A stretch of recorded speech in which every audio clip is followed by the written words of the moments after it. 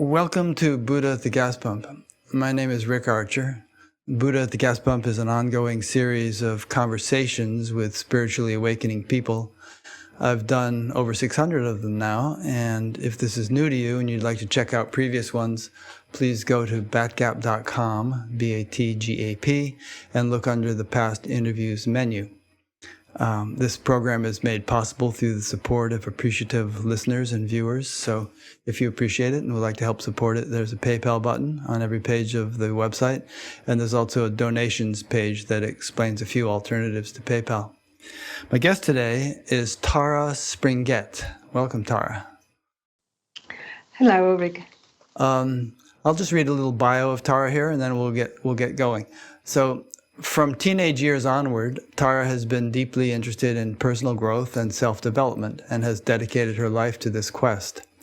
She holds an MA in education and has postgraduate qualifications in Gestalt therapy, body awareness therapy, and transpersonal therapy.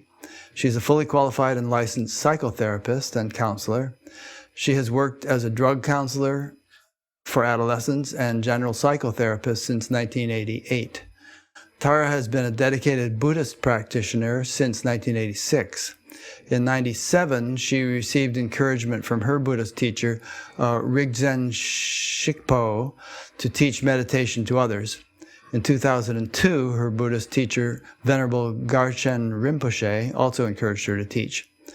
Tara has since taught ongoing meditation groups and combines Buddhist wisdom and her experience in counseling when assisting her clients and with their personal growth, self-development, and improvement. Since 2011, she has specialized in helping people suffering from Kundalini syndrome, which is, I think, going to be the main focus of our conversation today. She is the author of several self-help books. She has been featured in numerous publications and has appeared on various radio and TV shows in Europe and the US. And she is a regular contributor to BeliefNet.com. Tara was born in 1960, lives in the beautiful countryside of Devon in England, where she also works in her private counseling practice over Skype, together with her husband Nigel. In her free time, she loves to walk in nature, visit old-fashioned English tea rooms, and lavish many hours of work on her flower garden, the results of which you can see over her right shoulder there, some of the results of which.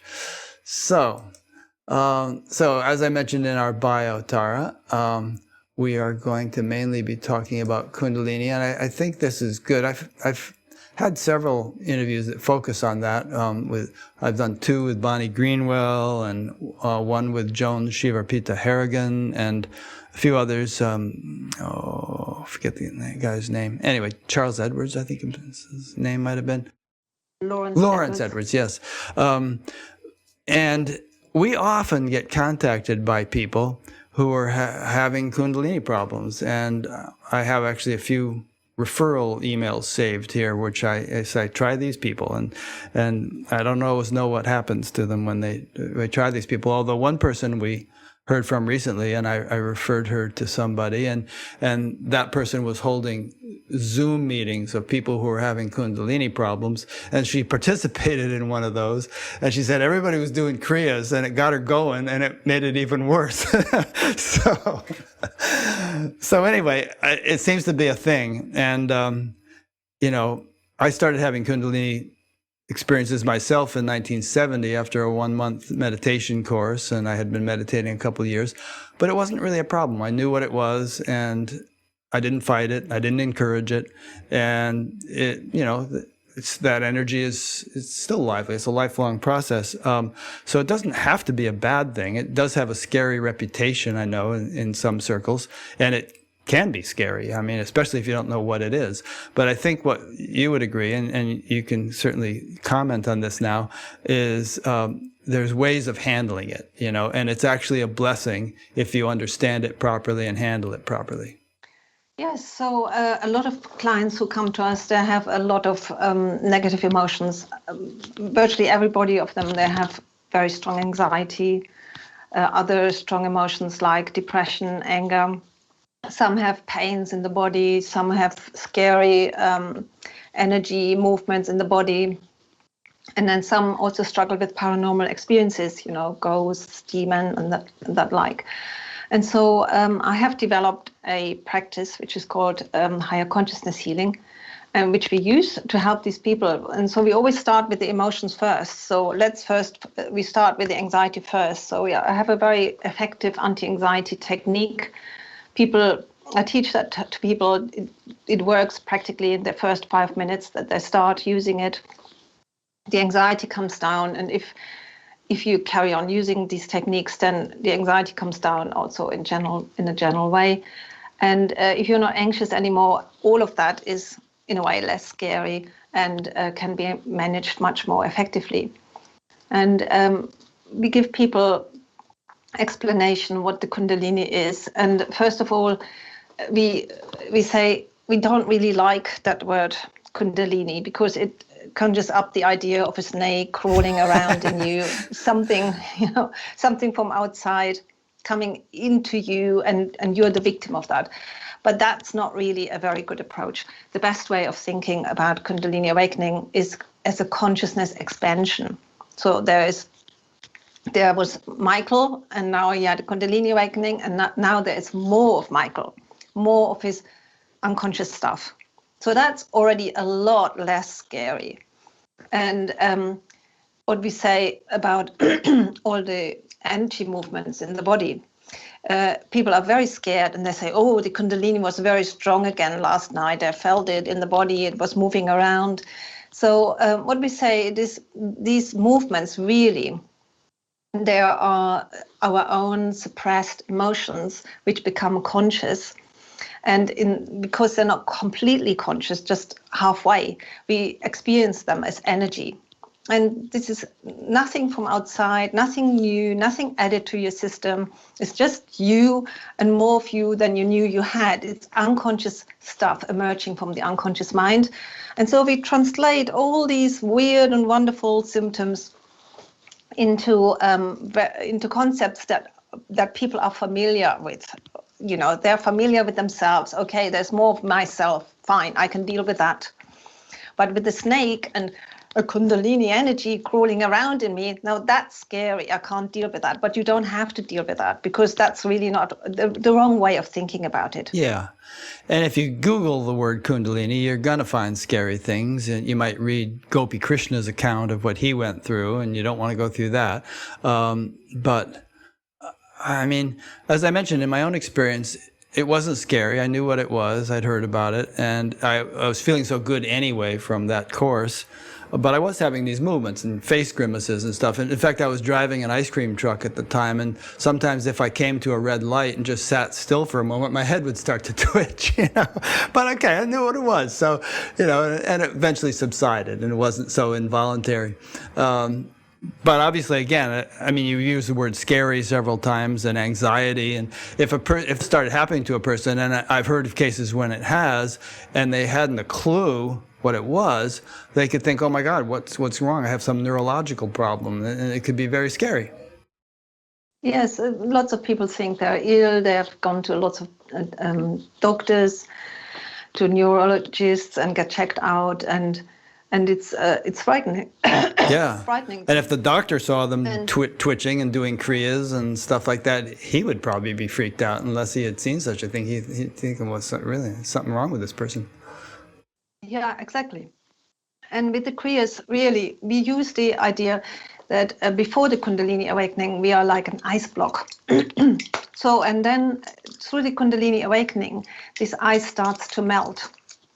And then the water starts to trickle. And when this becomes stronger and there's like little rivers running through you, and then you can have experiences in which, let's say, a big chunk of ice breaks off, where your unconscious mind makes strong movements inside, because our unconscious mind is in our physical body.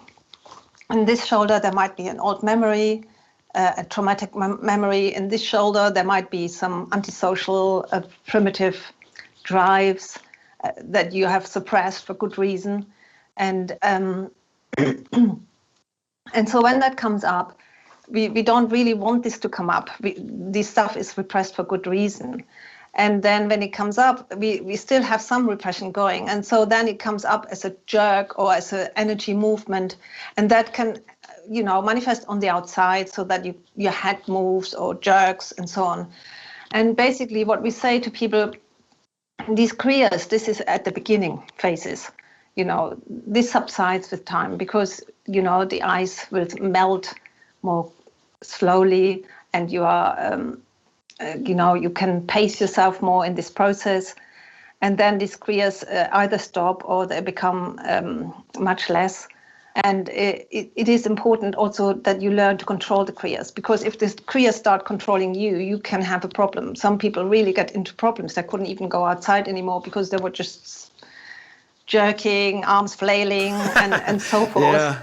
And there was one client I had, she was training to be a Zen priest. And then she was sitting in the Zen do and everybody's so strict there. And she was kind of jerking all the time and they were not happy about it. And so basically she was thrown out. She could not complete that training. Yeah. And so it is better to learn to control these things, and then you can sometimes let it all out if you give it some time where you say, okay, now I can jerk and let it all go. It's not particularly good or bad for you. It's neither way. It's just part of the process. And then you can slowly start to manage that process better and get control over it. Yeah. My teacher at the time used to say, it's a natural thing. Don't try to suppress it, but at the same time, don't encourage it. Don't make a big fuss about it. Because I've seen many situations where it's kind of a badge of honor, and it's like who can do the coolest kriyas, and you get some groups with some teachers that are just, it's like a nut house. Everybody's just going through all this stuff, and it's encouraged. It's like, oh boy, you're really getting some results now. Personally, I feel I'm quite skeptical of that. Yes, this is just when the ego hijacks this process and says, look at me, I can do the best kriyas and I have this involuntary yoga position, and look, I can bend like this. Normally I can never bend like this. And that's clearly when the ego latches onto this and says, I'm so special and so great. And that is not a good idea. In Tibetan Buddhism, we call the Kundalini path the secret path. It's called secret because it's meant to be kept secret. So this is meant to be inner processes, while outwardly we appear as completely ordinary people. So that's the ideal. Yeah. And if we show off with these kind of things, then the danger to make an ego trip out of this is quite high. Yeah. To a certain extent, I'm going to use the outline of your book as a guide to our conversation. But I want to follow up on a couple of things you just said. You were talking about how there could be, something stored in one shoulder and something stored in another shoulder. Do various, let's say, past traumas and so on actually get stored in very specific parts of the body like that? Yes, they do. We need to imagine that our physical body is penetrated through an energy body. So this is the body in which we feel our thoughts and emotions, and also the thoughts and emotions that we don't feel because they're in our unconscious mind. They're literally stored in the body. And they're stored according to certain topics, and the topics are the chakras. So let's say here up in the brain, certain thoughts and beliefs, let's say very depressive, morbid thoughts, we repress in the brain, or maybe we have some megalomania, thinking we're the greatest, and we know that isn't good, so we repress that. And here in the throat chakra, this is all about reciprocity, giving and taking, and confident of speaking, finding our voice and saying our thing. In the heart, there's topics about love and relationships. Solar plexus is about bonding. Navel is about possessions, material possessions, power. And the root chakra is about survival and also about pleasure. And so certain topics, so if you have an issue around pleasure and lots of guilt, for example, maybe some people they had an affair or something, and they have real bad guilt feelings about that, but repress that. So I've seen in a number of my clients that they had really bad pain in the root chakra, in the genitals, really. So where the pain and the symptoms manifest has something to do with the topic of the chakra that is nearest to it. I see. That makes sense. The traumas or issues of certain types would be stored in chakras that are associated with those kinds of things. That makes sense. You mentioned the subtle physiology, I think, a minute ago, and there's this whole science which of esoteric physiology in the East about the nadis. I think there's supposed to be 72,000 nadis, and then you have the Sushumna running up the spine, and the Ida and the Pingala going around that, and there's a whole thing about the flow of the breath through the nostrils. It's associated with which side the energy is flowing and so on. Do you concur with that model, or do you differ from it? Well, when we look at these images, and there's a proper channel there and proper channels there and so on, it looks as if we have this inner plumbing system, and then there might be some block there or a diamond cap there, and you have to pierce it, and it all becomes very materialistic.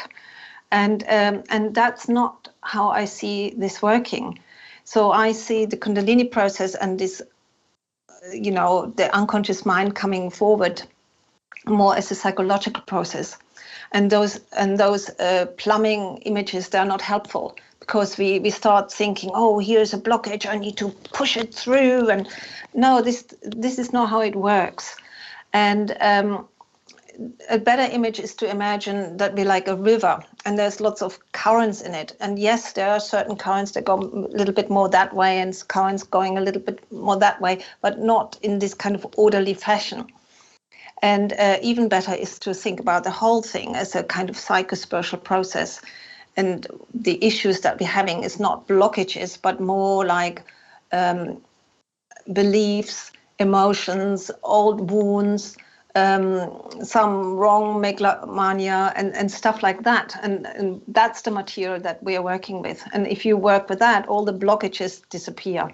So if you make it more a mental, a spiritual process, really. My understanding of that whole thing with the nadis and the Ida and the Pingala and the Sushumna and all, it's not something that a surgeon would find if they cut you open, even if they used some kind of microscope to look for those things. It's all subtle body stuff. It just wouldn't be found in the physical body.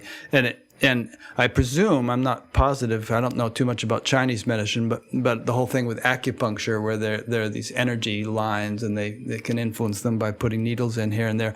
I'm presuming that a microscopic surgery wouldn't find those things either. It's just sort of we do have a subtle body, would you agree? And it might have its own structure which does not correspond exactly to the gross body.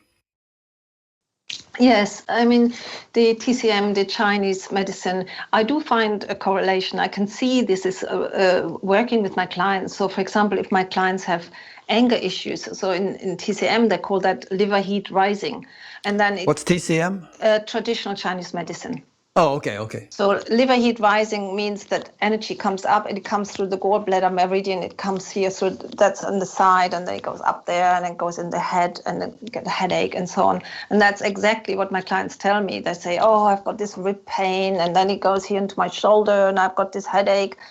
And that correlates very much with what the Chinese people say. But we don't need to say, yes, it's exactly this line. It's more like, yes, I have pain here, and that's roughly corresponds to the gallbladder meridian.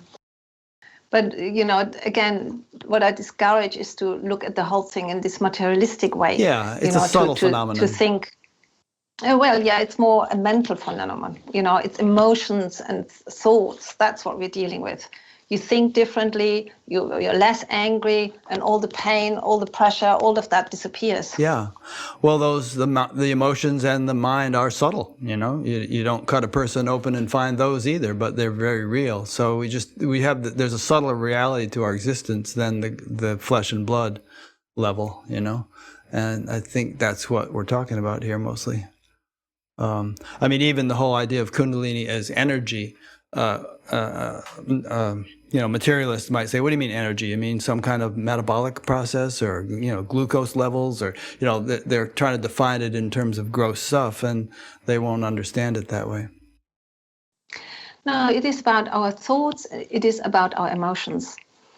And the image that I use is that of an hourglass. I think you have a slide of that, if you could show that to your viewers. Let me just show that. Yep, there we go. It's on the screen. So at the top of the hourglass, we have our higher consciousness experience, and there we have experiences of spiritual nature, like bliss and union with the divine. And on the bottom, we have the unconscious mind, and that's more where we have more difficult experiences or impulses that we have stored there. And if you go down the street and you find a typical materialistic person who is very atheistic, they will say, an unconscious mind, a shadow side, I don't have one. And God is dead. and they identify with that little thing there in the middle. And so up and down is completely frozen. And now in the Kundalini process, this ice is melting, and it always melts up and down at the same time. So that's why, let's say you do intensive psychotherapy, shadow work, or so forth, and you go to a workshop and do that. And then maybe you go for a walk in the afternoon, and suddenly you get your first bliss experience, because you melted also up there, it goes up there, and you find nature so beautiful, like you've never seen it before. Or the other way around, you go to a meditation retreat and you try so hard and you say your mantra and you try to put all your guide all your thoughts and feelings into spiritual pathways. And the more you try, the more anger comes up, and the more you have very unspiritual impulses. And because your shadow side is coming up, and then what happens is that people oscillate between these bliss experiences and some meltdowns, and they think, am I going mad? Is this the right path that I'm going here? Is this all for the good? And the answer is yes, it is for the good. And I've made this 4 level of spiritual practice, and maybe we could have that slide if you have it ready. Okay, that's on the screen. It is quite good to understand how all this fits together.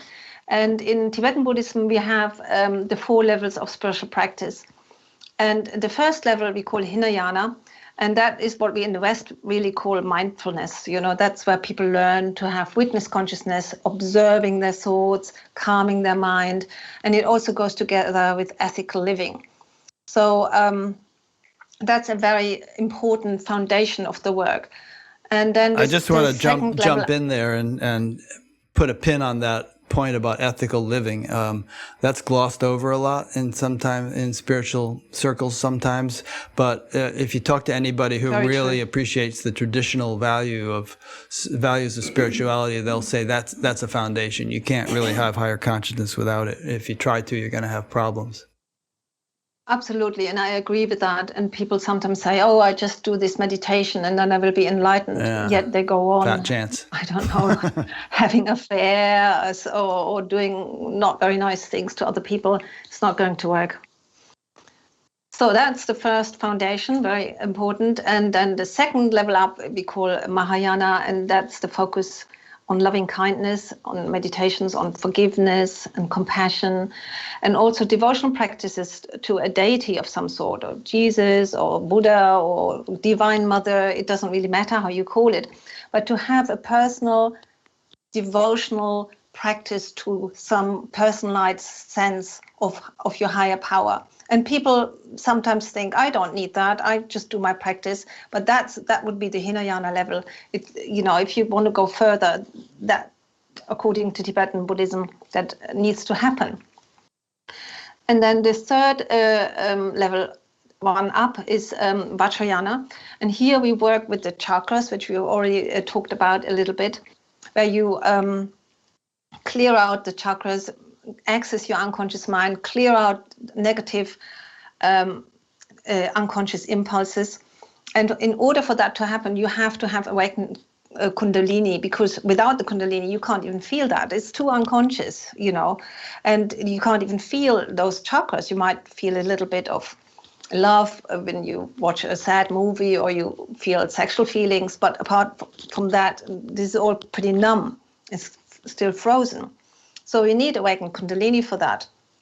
And then when we do this work, then people will start for the first time to have prolonged states of bliss. So they go into that. But as I just explained, there can then oscillate very much between meltdown, tantrum, stuff coming up, or and then going into bliss stages anymore. And it is on that level that I help my clients. So this is how they come to me. They say, my mind is all over the place. I don't know what's going on with me. I've got all these experiences. And so the next level up is we call Dzogchen or Ati Yoga, and I think Advaita is also in that realm. I'm not a specialist for that, where this is more a culmination of the first three stages. The whole thing becomes quite effortless. So you are mindful, you're ethical, you're full of love, you have devotion.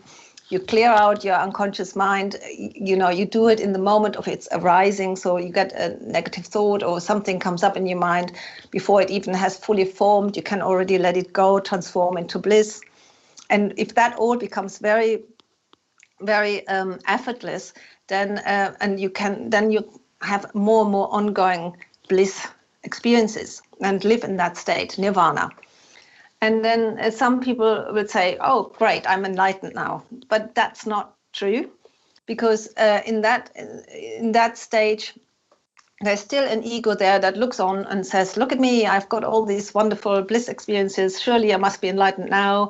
You must all worship me. And that's where a lot of teachers lose their plot. That's where so many people who really started out very well,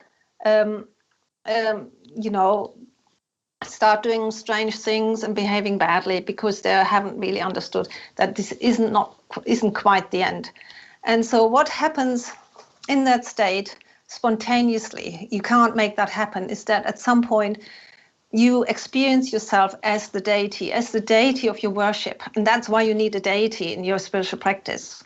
So if you are a devotee of Christ, let's say, you experience yourself as Christ-like.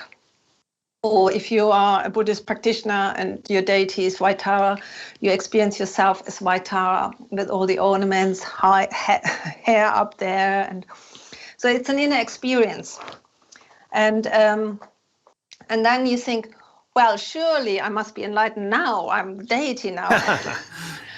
And you're getting there, as long as you don't, again, your ego doesn't hijack that and say, I'm the deity and you must worship me now. And, it takes a lot of time until that really consolidates.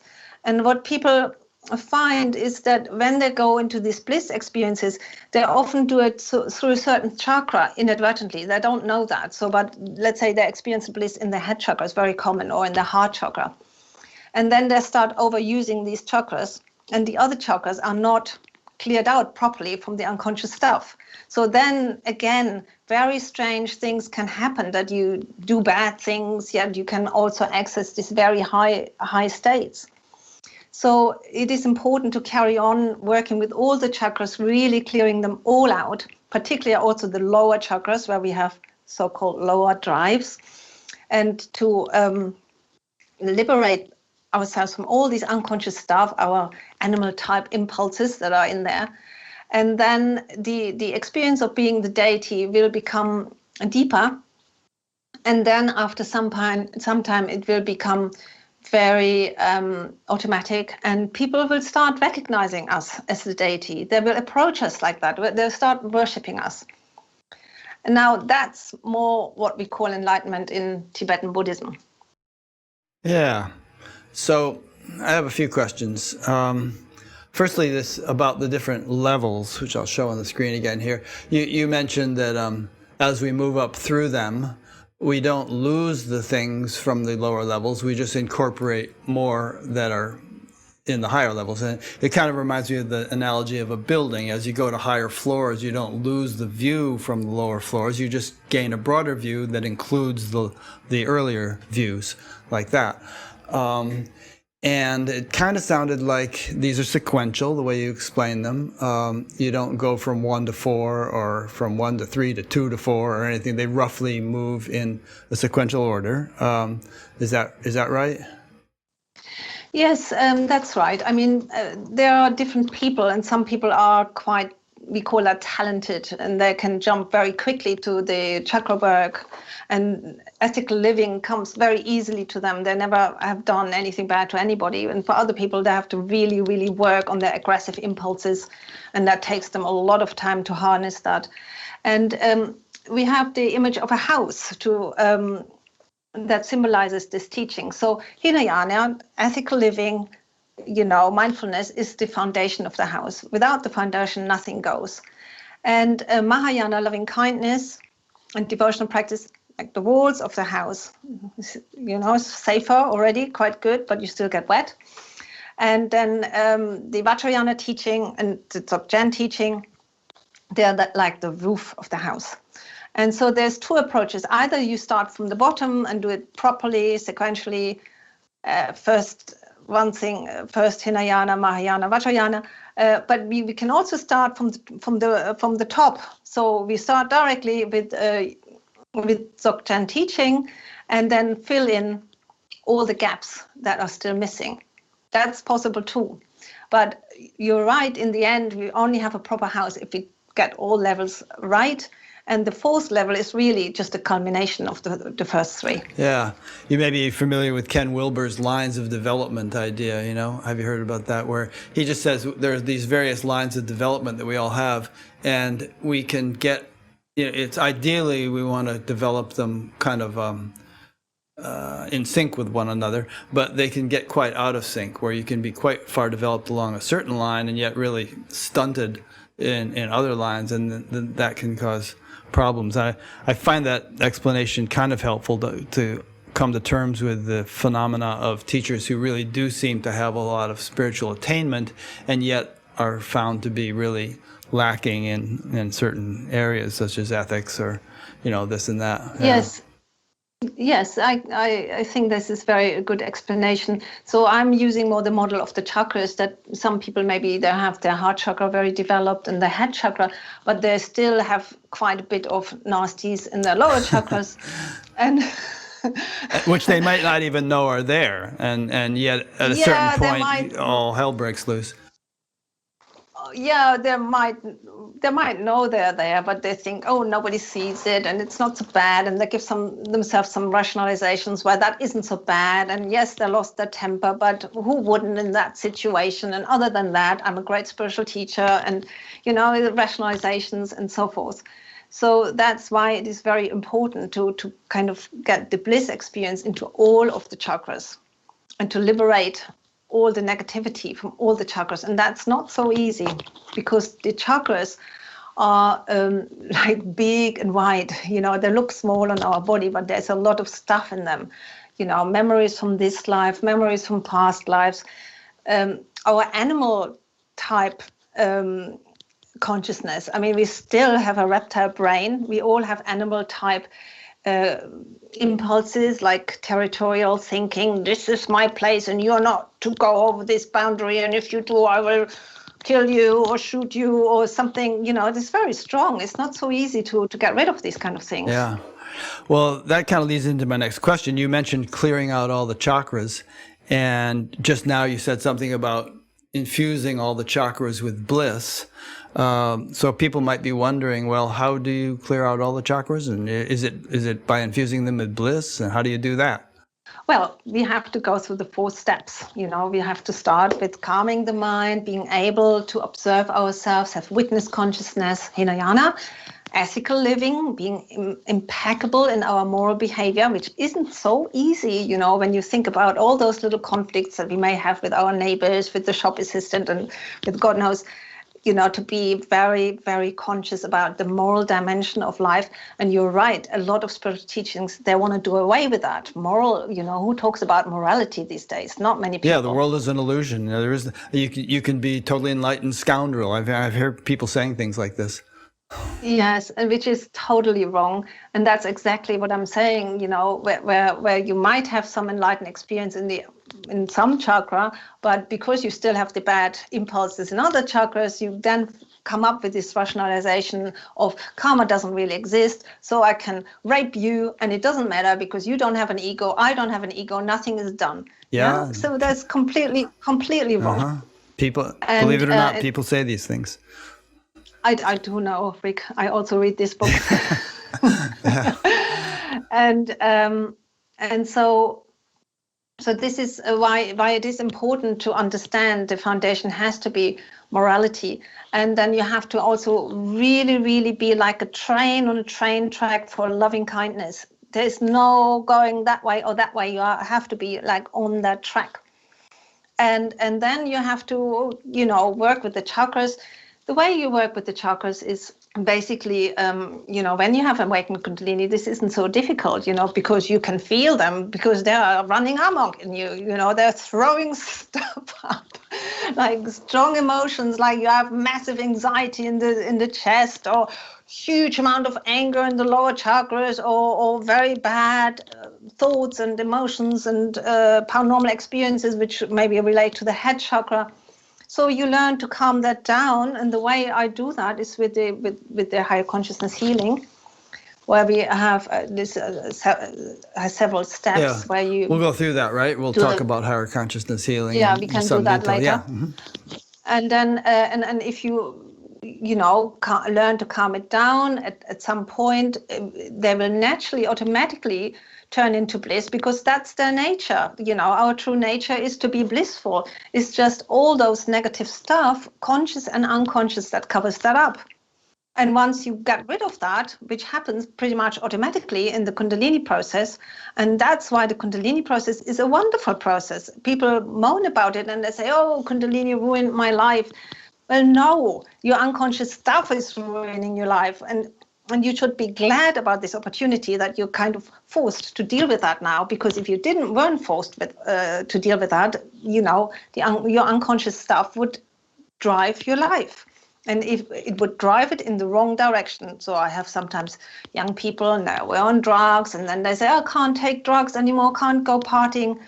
And the Kundalini ruined all the fun in life. And I say, congratulations, yeah. Well, it also saved your life, because if you had carried on taking these drugs, you might be dead by now.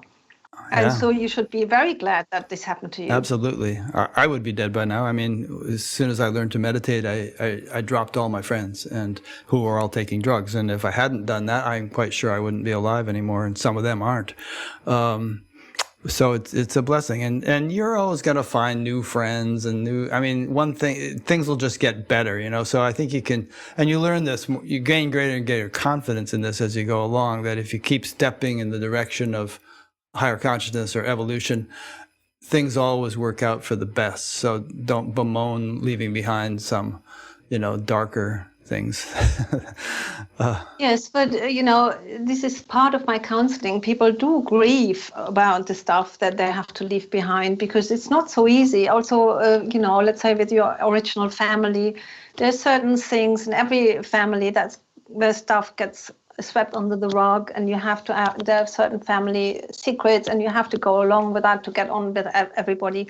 Now, in the Kundalini process, we are driven to authenticity. We want to be genuine and honest, and the world doesn't appreciate honesty, and so there is quite often quite a conflict there. How can I carry on having good relationship with the people I love, or my original family, and yet express myself honestly? And so that's part of the counseling that I do. Yeah. I mean, there's a Sanskrit saying, I forget the Sanskrit, but the English is, speak the truth, which is sweet.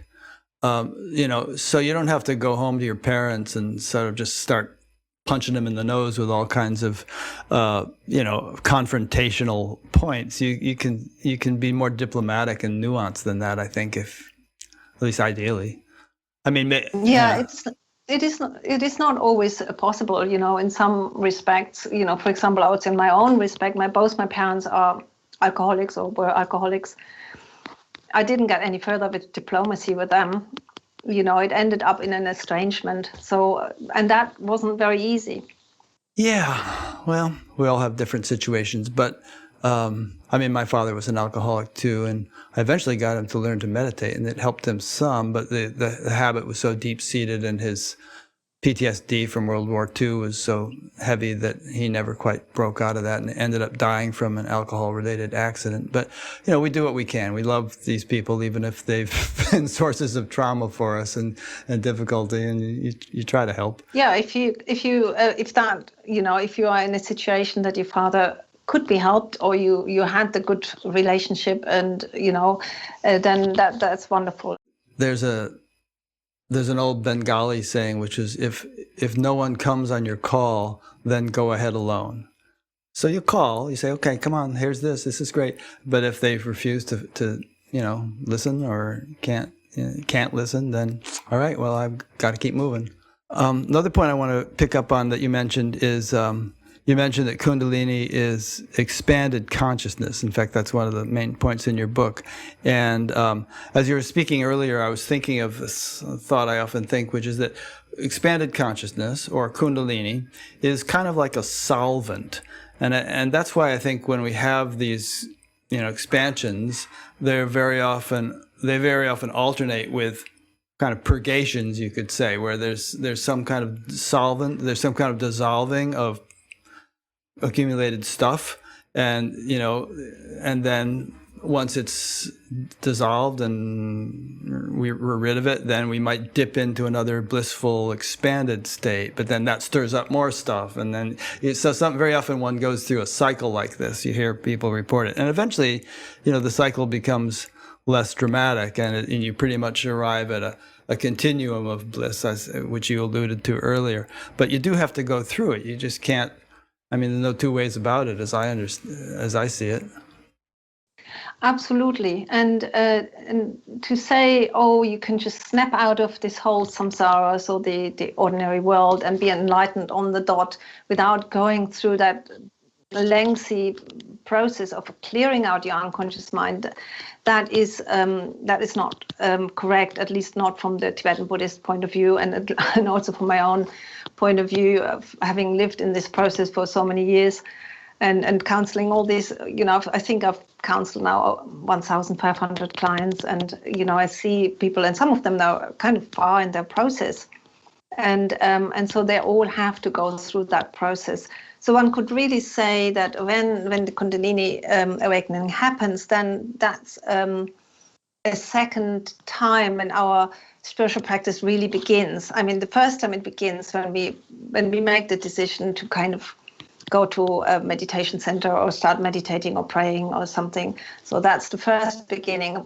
And then that gets on for a while. And then there's a second beginning when the Kundalini rises. And then often people feel, I have to start from the beginning. And people say to me, oh, I don't want to deal with this kind of thing again. I've dealt with that 20 years ago in psychotherapy. But what happens is that maybe in this psychotherapy, they've scratched the surface or dealt with a certain amount of stuff, but not on a deeper level. And the Kundalini awakening is bringing up more deep-seated stuff. And so then they have to clear out that more strongly, and have to do that again, and also maybe work more strongly with loving kindness and forgiveness than they have done before. Yeah, no, good point. In my own experience, I find that, well, I totally concur with what you said, that this isn't a weekend project or 1 week project or a year project even. It's a lifelong thing.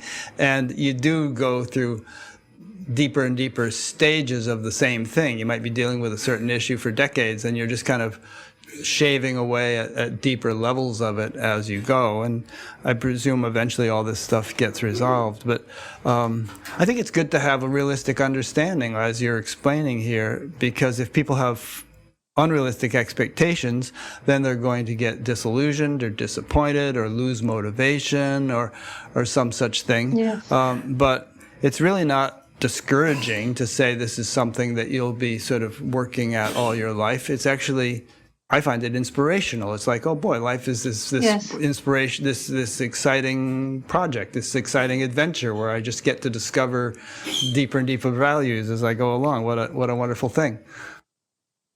Yes, it's a path. And, people sometimes have the idea is first I work on my spiritual path and then I get enlightened or awakened and then I'm there and that's a place and then I can stay there and everything will be good. But if you really think about it, that's quite boring, If you go on a hike and then you get to the mountaintop and then you have your picnic up there, you don't want to stay there forever. You want to either go to another mountaintop or you want to go down again and then go to another hike. And it's the same thing on the spiritual path.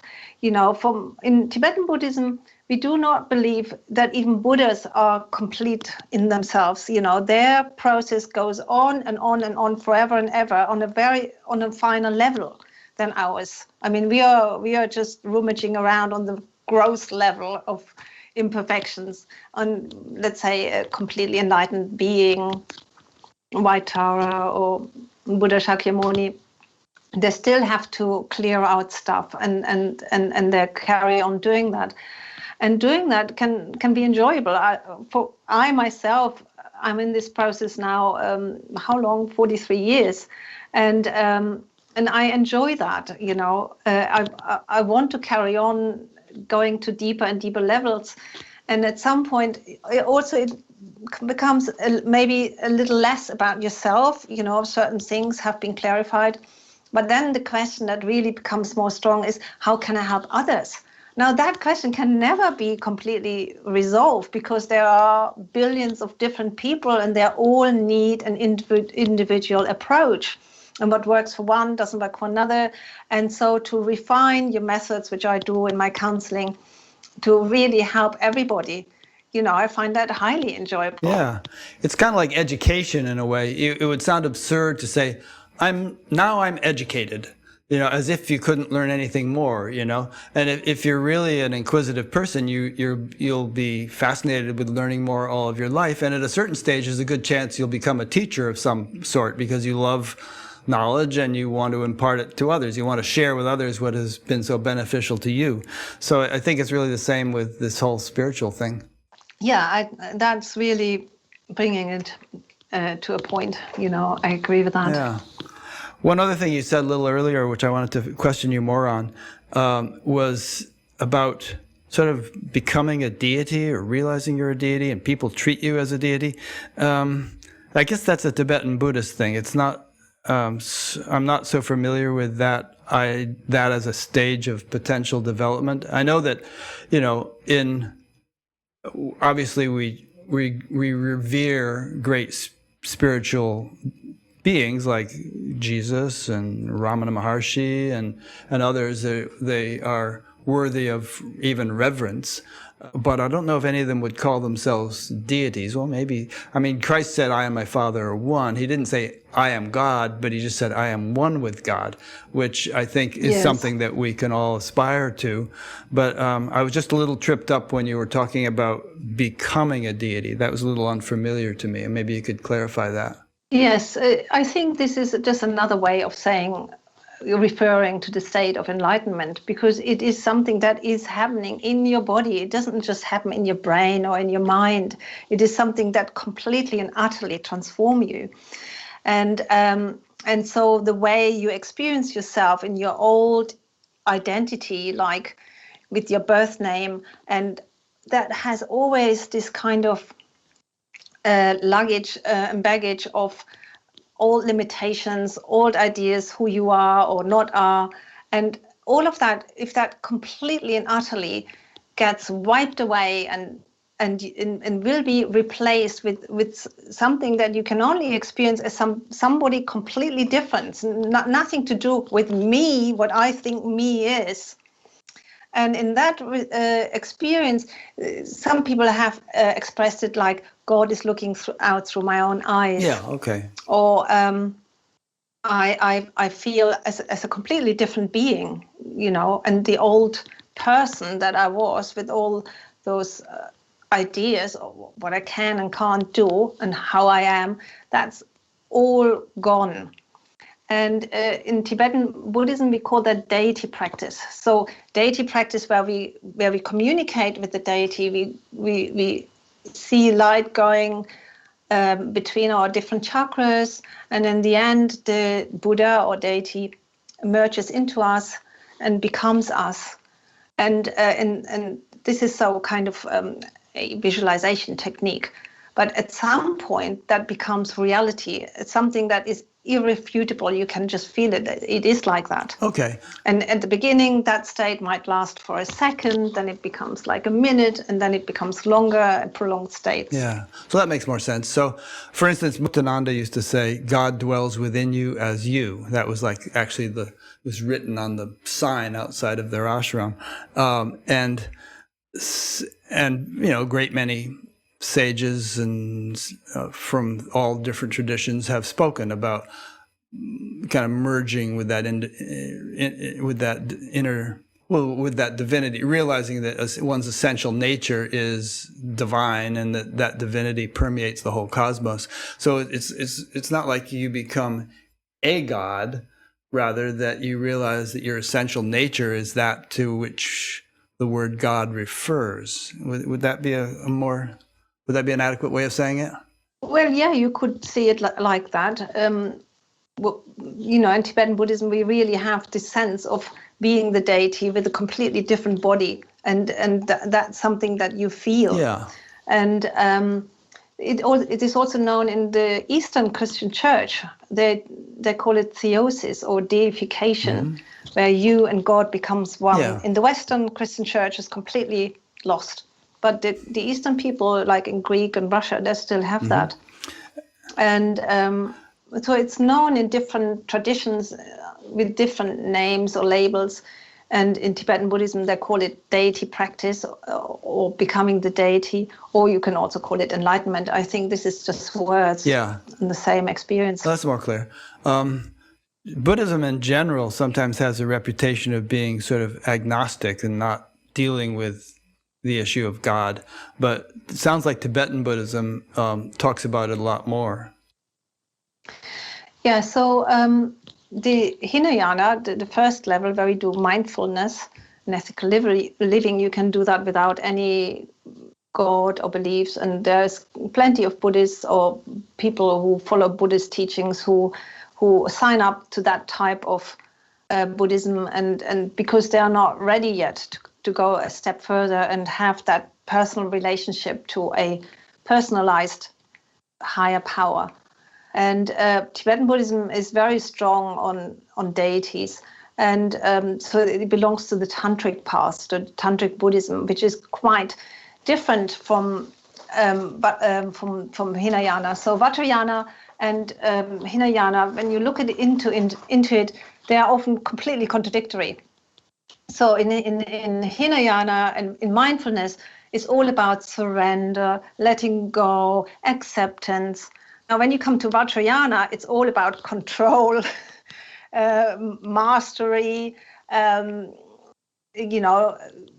taking control of things and asserting yourself, and because if you have unconscious mind stuff coming up like a massive, strong river going down the mountainside, you shouldn't just surrender to that. It just makes it worse. You need to build good banks, strong banks, and that you have to have very good methods. And so in Hinayana, you say whatever comes into your mind, you accept everything, you turn towards things, you don't turn away. In Vajrayana, if you see some demons, you do turn away. You don't go there and surrender to them. You need to know what you're doing.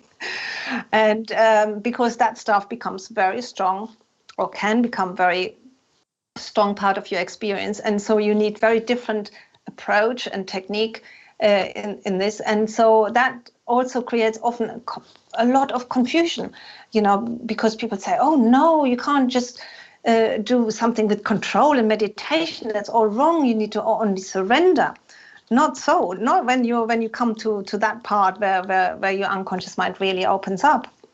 Or another thing where people also get confused, when you practice Dzogchen and you are dwelling in this prolonged stage of bliss, many people want to do that. They want to think they're Dzogchen practitioners because it's the highest teaching. But what they're really doing is just Hinayana. They just do observing the mind because they don't have the necessary Kundalini to even create that bliss. You cannot have prolonged states of bliss without open Kundalini. It's not possible because the very juice that makes the bliss, the energy, isn't at your disposal because it's still frozen in your unconscious mind. It's not possible. Yeah, people do the same thing with the Vedic tradition too. It's like, they just want to jump to Vedanta. And Vedanta means the end of the Veda, but they haven't even gone through any of the other stages. And so they'll start saying things like, well, you're already enlightened. You don't need to do any practices. And, the world is an illusion and all this stuff, which may be true from the ultimate perspective, but it can be very out of sync with what people are actually, the stage that people are actually at and what they actually need to do to genuinely proceed to higher stages. Yes, I like to compare it with some person who is an addict, who is an alcoholic, or a girl who has anorexia, starves herself to death. You can say to these people, "Oh, that's easy. You just stop drinking." To that girl, you said, "You just start eating now," and theoretically, that's correct.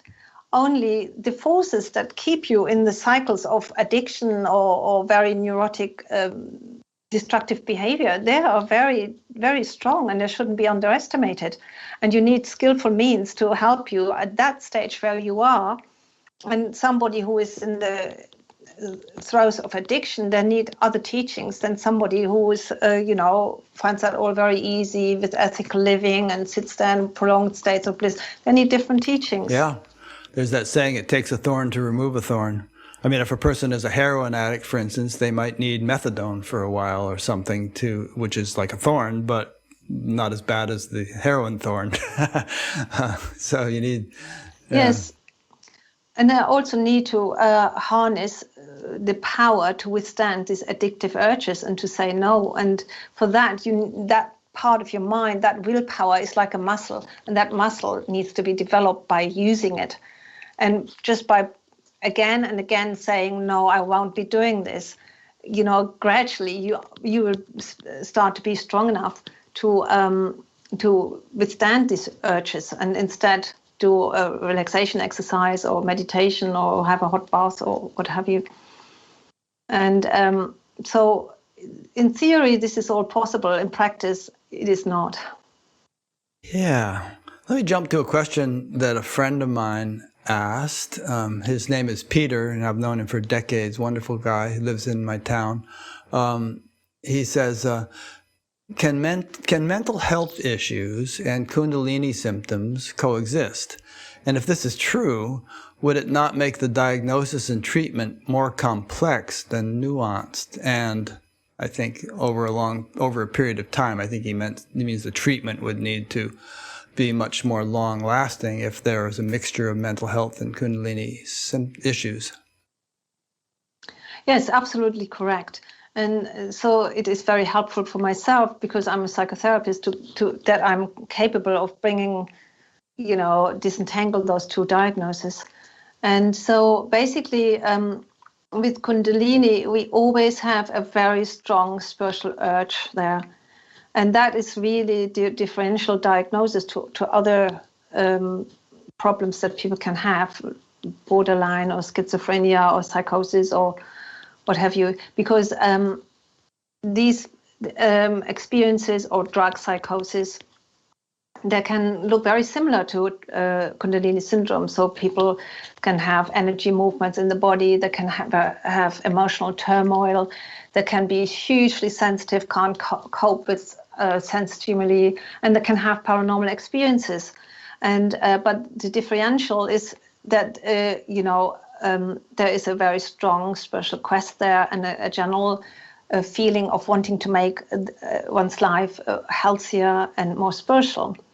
Now, nevertheless, those two things can coincide. So I had a number of clients who had a Kundalini awakening according to that diagnosis and maybe bipolar or other mental problems. And so, that can be the case. And then you have to work on both levels simultaneously, which I can do because I am a psychotherapist. And so we need to discuss how does a manic state is different from a bliss state, which, we write nice long lists. And there is a big difference. Mania has nothing to do with bliss. Bliss is wonderful. Manic state is driven, aggressive, irritable, not at all nice. It doesn't feel nice. It's just, just have this name of mania that people say, oh, yes, they're in euphoria. They're not. They just appear like that.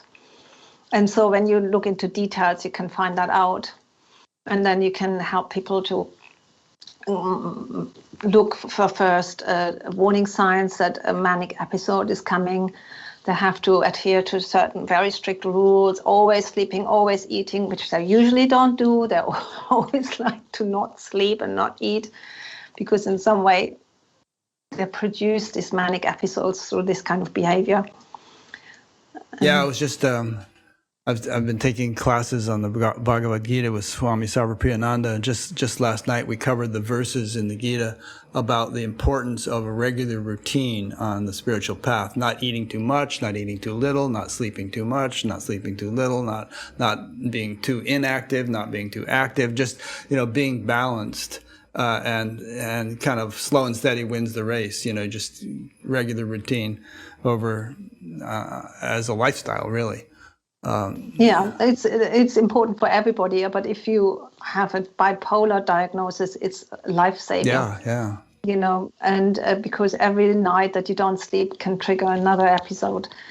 And so it is good if you have Kundalini syndrome to go to a therapist who knows both, the Kundalini symptomatic and what to do about other mental disorders and so forth. And that's basically what I do. So I mix those two things up in my work. So everybody who comes to me, they get psychotherapy on their normal psychological processes, which are enhanced and, stronger through the Kundalini syndrome.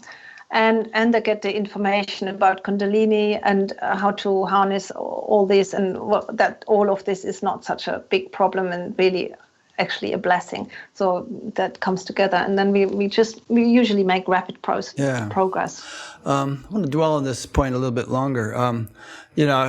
I've been on a lot of long meditation courses, sometimes 6 months at a time, especially in the 70s. And, I've seen cases where, one long course, people were, this is in the TM movement, but we were in Mallorca, and there was a whole group of people who were just like having extreme Kundalini sort of symptoms. And, in fact, Maharishi had them come and sit on stage on one side. It was kind of theatrical.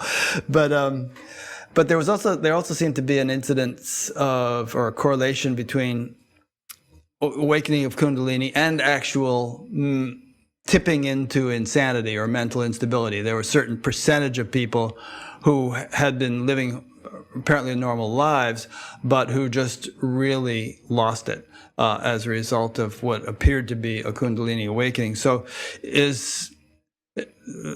guess that's part of my question. I have another part, but let me have you address that part. Could a Kundalini awakening actually cause some kind of mental instability or illness? Only if you have a predisposition for that. Which you may not know you have, right? You might have. That's right. That's right. So the only people who had psychosis or extreme states of confusion and very dangerous, reckless behavior were people who were on drugs, so it's a drug psychosis. And I've got a number of clients who had their Kundalini awakening together with the drug psychosis, and that's quite difficult to handle.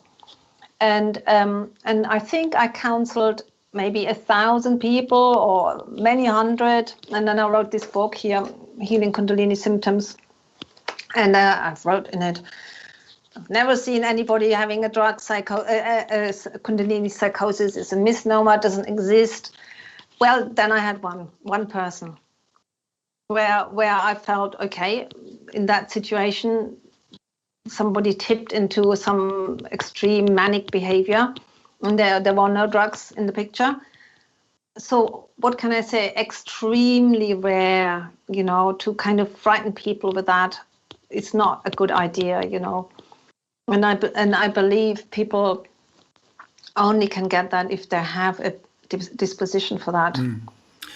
I've heard from a few people who had done ayahuasca, and perhaps we could also mention other drugs, but who then got, I don't know if it was a Kundalini awakening or not, but one woman I talked to not long ago, she had done ayahuasca, and she's been having serious problems ever since, where she feels like energies are moving around in her body that she can't quite control, as if there's some, I don't know, I'm just using an analogy, but as if there's some kind of animal crawling around in there doing its own thing, and it makes her extremely uncomfortable and so on. So can ayahuasca or psilocybin and these other things initiate a Kundalini awakening, or is that something else going on that we wouldn't really want to label Kundalini? So when I started this work, I had the opinion that drugs cannot cause a Kundalini awakening, and I was wrong, okay? So I've had numerous clients who did take various drugs, mostly cannabis, but also ayahuasca and others, and that it did cause a Kundalini awakening, and they had a much harder time than all the other clients. So I believe they would have had their Kundalini awakening anyway. They were ripe, and then they had this trigger, and then that caused that. So I would really discourage people from seeking Kundalini awakenings through drugs, because when they do, they often have a quite horrendous experience. And then all the guilt, and they might have a stint in psychiatry, and then have another trauma there because they get treated badly. No, if you can, spare yourself that. So you said you wouldn't encourage them to try to have a Kundalini awakening through drugs, but as someone who has actually been a drug counselor and also a Kundalini counselor, would you discourage people from taking psychedelics in general? Absolutely. Yeah, okay. Particularly because I was a drugs counselor, because I saw all those people who ended up in psychosis and who were in psychiatry and sat there like a vegetable. And I didn't see all these people who can take drugs and were having a good time. I only saw you saw the problem crashes. cases, yeah. That's right. And when you see a lot of those people, it's just the last thing you want to have happen to you. And I said to my son, please don't do that. You just don't know what kind of landmine you have in your brain, and it can go off with the very first joint that you smoke. It doesn't have to be 100 or 1,000. And it's very dangerous. And, I know of a case like that. There's a kid who was in my town, and I think he was like 14 or 15, and he was kind of a computer genius. And I would sometimes I'd sometimes pay him to solve my computer problems. And he ended up like smoking one joint one time, and his life has never been the same since. It's like really. Absolutely. And yeah, I've got clients like that. And then they're labeled schizophrenic, and they can't work, and they're on disability, and their life is ruined, really. And obviously, I help them to not see it as being ruined, and I shouldn't have said that life is ruined. They feel their life is ruined. Obviously, you can make something good out of every situation, but if you have a choice, don't take that risk. And also with ayahuasca, they say that's medicine plant, is only good, can never do any harm. I cannot confirm that. I've got a number of clients who taken ayahuasca and had a horrible time. That's maybe some of the shamans say that, and maybe it's true if it's taken in the tribal situation, in a kind of traditional setting. Maybe that's true. I don't know. I'm not there. But I know that Western people who go there and have a workshop, that a number of them have come to me, and high anxiety, confusion, bad paranormal experiences ever since. Yeah.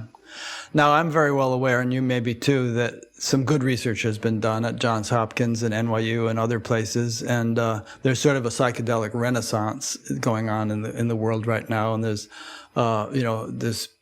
been some really good results in helping alcoholics and terminal cancer patients and people addicted to cigarettes and other things like that. So I wouldn't be absolutist about this, but in those clinical settings, it's done so carefully, and people are screened so carefully beforehand, and the whole thing is conducted in such a careful, scrutinized way. It's just, we won't dwell on this topic too long, but it's just such a powerful thing, and just not to be played with in a cavalier way. You can get into trouble. Yes, I've not had clients who had taken. No, it's not true. I have had clients who've taken cannabis in a medicinal way, and I didn't have a problem with that. But there's no guarantee. It has to be. If you take something in good faith with a good motivation and for medicinal reason, maybe you have less side effects. I cannot tell. It's possible. Okay. Shifting topics. I interviewed Joan Shiva-Pita Harrigan some years ago, and she's widely regarded as quite an authority on Kundalini, and she had a clinic in Tennessee. I don't think it's active now, but a number of my friends went there and had marvelous experiences, really good results. And one thing that she has written about and talked about is what she calls a deflected Kundalini rising, where the Kundalini sort of rises to a certain extent and then kind of goes off track and gets stuck. And and she explains, and not only she, other people have talked about this, that this can endow you with eloquence and charisma and even siddhis, and you might seem to be radiating light and all, but you're not there all the way there, and you can be very off the track, and your behavior can begin to reflect that at a certain point and cause all kinds of problems. So do you share that sort of understanding about a deflected Kundalini rising? And she offers methods for getting it undeflected and all, but is that a different way of thinking than yours? It is a quite different way of thinking. I've read her book, and there's a lot of detail in there. So what she describes as deflected risings, I mean, there are artistic people or people who are very much into intense experiences like sex or art or something like that. These are not the people who would pass my Kundalini test that I have. So for me, I wouldn't even call that somebody with awakened Kundalini, because simply the spiritual quest isn't there. The intense desire to develop spiritually. Well, but it may be. I can think of teachers who were very much on the spiritual path and had profound awakening, but then ended up becoming real troublemakers. And we don't need to go into all the gory details. And, wouldn't they possibly be a case of deflected or partial rising that has become a problem? Well, that you see, that's more what I refer to, that they have spiritual experiences and they clear out some chakras, but usually not the lower ones. Yeah. And then these, let's say, sexual impulses get really, really stimulated, and because there's some megalomania going, and then they believe that's okay because they think of themselves wrongly, that they're enlightened and that they can do anything, and that there's some confusion going. And I would call it part of the confusion that can happen in the Kundalini process. It is, you can also say, I have a different model. I look more at the chakras, and I say, okay, here this chakra is very open, and you can speak beautifully about spirituality, and maybe you also have bliss experiences, but that's only in the head. And then there's other chakras in you, which are very unenlightened, and where there's still a lot of animal type impulses there, and you want to solve your problems with violence, and you have affairs and all of that, and that is not compatible with that. Right. Well, could such a person could they have had a partial Kundalini awakening, which has enlivened some of the upper chakras, like you say, but that has not cleared out the lower chakras? Well, I would, if they would pass my Kundalini test, I would say they had a full Kundalini awakening. But there, within the Kundalini awakening, it's not like you're enlightened. I mean, this is just, the Kundalini awakening is like a gateway, so you go through it and then you get access to more information about yourself than you had before. But what you do with meditation very much also depends on how much you've been on that track of loving kindness. And that's why in the good old days, Kundalini awakening, all the teaching around it was kept secret, and it was only given from master to disciple when they felt like, okay, this person is ready, because we don't want this to happen to people who are still quite egotistical and confused. But it can happen to them, just like it can happen to people who have mental disease, I also have autistic people who have a Kundalini awakening. It can coincide with any other condition. And and so ideally, in an ideal world, this would only happen to people who are perfectly prepared, but it is not like that. Young people, when they have a little bit of time, they go on the internet, go on YouTube and say, oh, let's do this breath work or this shadow work. I mean, when we were young, breath work or shadow work, you had to pay for expensive courses. You didn't have that money for that. And so you would never be exposed to that extent. But people now are. Also, more and more workplaces, companies that do away days, and then they hire a yoga teacher and then do some advanced practices with them. I know stories like that. And boom, somebody has Kundalini awakening afterwards, and then they want to sue the company, and for causing that. So through the internet and through having all this information that we have now, more and more people are exposed to this. And also as a culture, particularly we in the West, we have more and more, it becomes more and more mainstream. I have a client, he's a school psychologist, and he said to me he's going to do the higher consciousness healing with his pupils. And I said, that's wonderful, that seems to be a quite progressive school. And he said, no, we are completely normal school. He's in Germany. He's going, this will be everywhere. This is not stoppable. These kind of things will come into every school, and it is just on its way. And now just imagine how many Kundalini awakenings we will have then. I will have 100 therapists working for me to cater to them all. Yeah. It's an interesting problem. I mean, on the one hand, like you say, traditionally, a lot of these teachings were kept secret for good reason, because people should reach a certain level of mastery or qualification before learning them.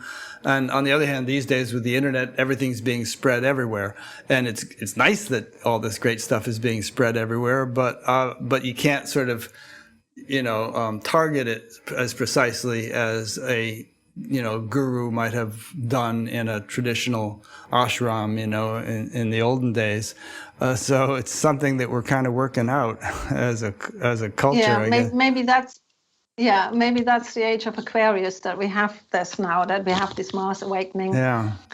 And but I don't see it as something very mystical that comes down from the heavens through higher beings. I see this coming through the internet. Yeah, exactly. I mean, the internet is an amazing thing. It's changing the whole world in profound ways, and it's obviously carrying all kinds of garbage and pornography and hacking and all this misinformation that gets spread around, but it's also carrying great stuff.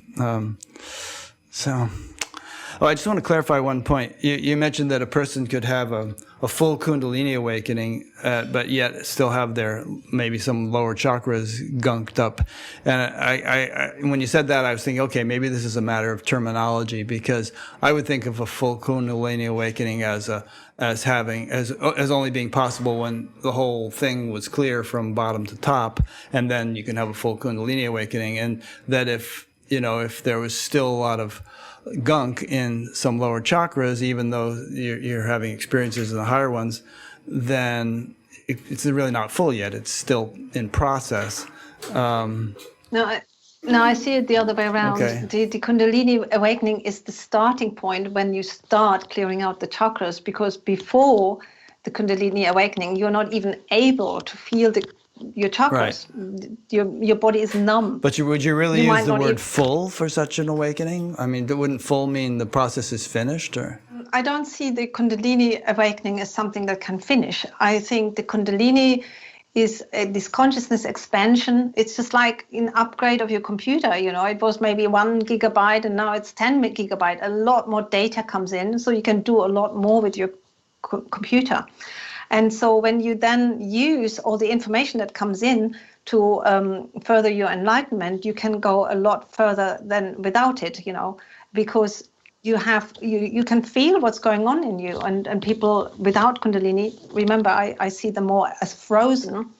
They're not even, they can't even feel all that stuff. They think, oh, I'm fine. I don't have a shadow side.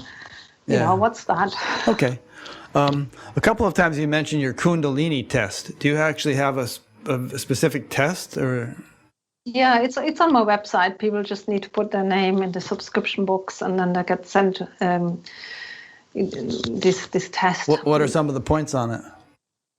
Well, the first and most important one is that people have an intense quest and thirst for spirituality, and they wish to make their life happier and healthier in all aspects. So healthier diet, healthier sex life, healthier everything, and strong spiritual quest. And with that comes intensified emotions. So people, you know, have where they had before a little anxiety, suddenly they get a panic attack, or where they had you know, they found this view very nice. They get like an eye orgasm or something like that, which is another word for bliss. So in very, very intensified emotions. And with that goes intensified sensitivity that can also go into clairvoyance.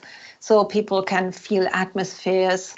They can feel what other people are feeling. They can maybe read other people's thoughts. They feel, you know, vibrations when they go in certain buildings, but they're also sense stimuli can be very strong, you know, noises too loud, light too bright, that type of thing. And then what they also get, they get these energy movements in the body, you know, washing machine going in the stomach, you know, energy moving around under the skin like ants, or in the body like a snake. People without Kundalini don't have that. And the last one, which is a bit optional, which for what I differentiate between a mild one and a full Kundalini awakening, is that when people have paranormal experiences. So OBEs, out-of-body experiences, talking to the dead, seeing ghosts, seeing demons, having visions, clairvoyance, telepathy, and all that stuff. And I think my clients, so half and half, have that with their paranormal experiences. And because that's also part of the consciousness experience expansion. And when all four criteria without the paranormal experiences are present, then I call it a mild Kundalini awakening. And when they have a full-blown also paranormal experiences, then I call that a full Kundalini experience. But as I said, that in itself is not enlightenment. That's just a gate through which you go. And then you can actually pursue the path to enlightenment, because you now have an upgraded computer that you can use for that. Yeah, it's like a significant milestone, but it's not the end of the journey by any means. And we know the journey doesn't have an end. Okay, here's a good question that came in from someone named Jean in France, or maybe it's Jean, I don't know. Years ago, Kundalini grabbed me while walking. The rising was powerful and exited the top of my head and showed me unity.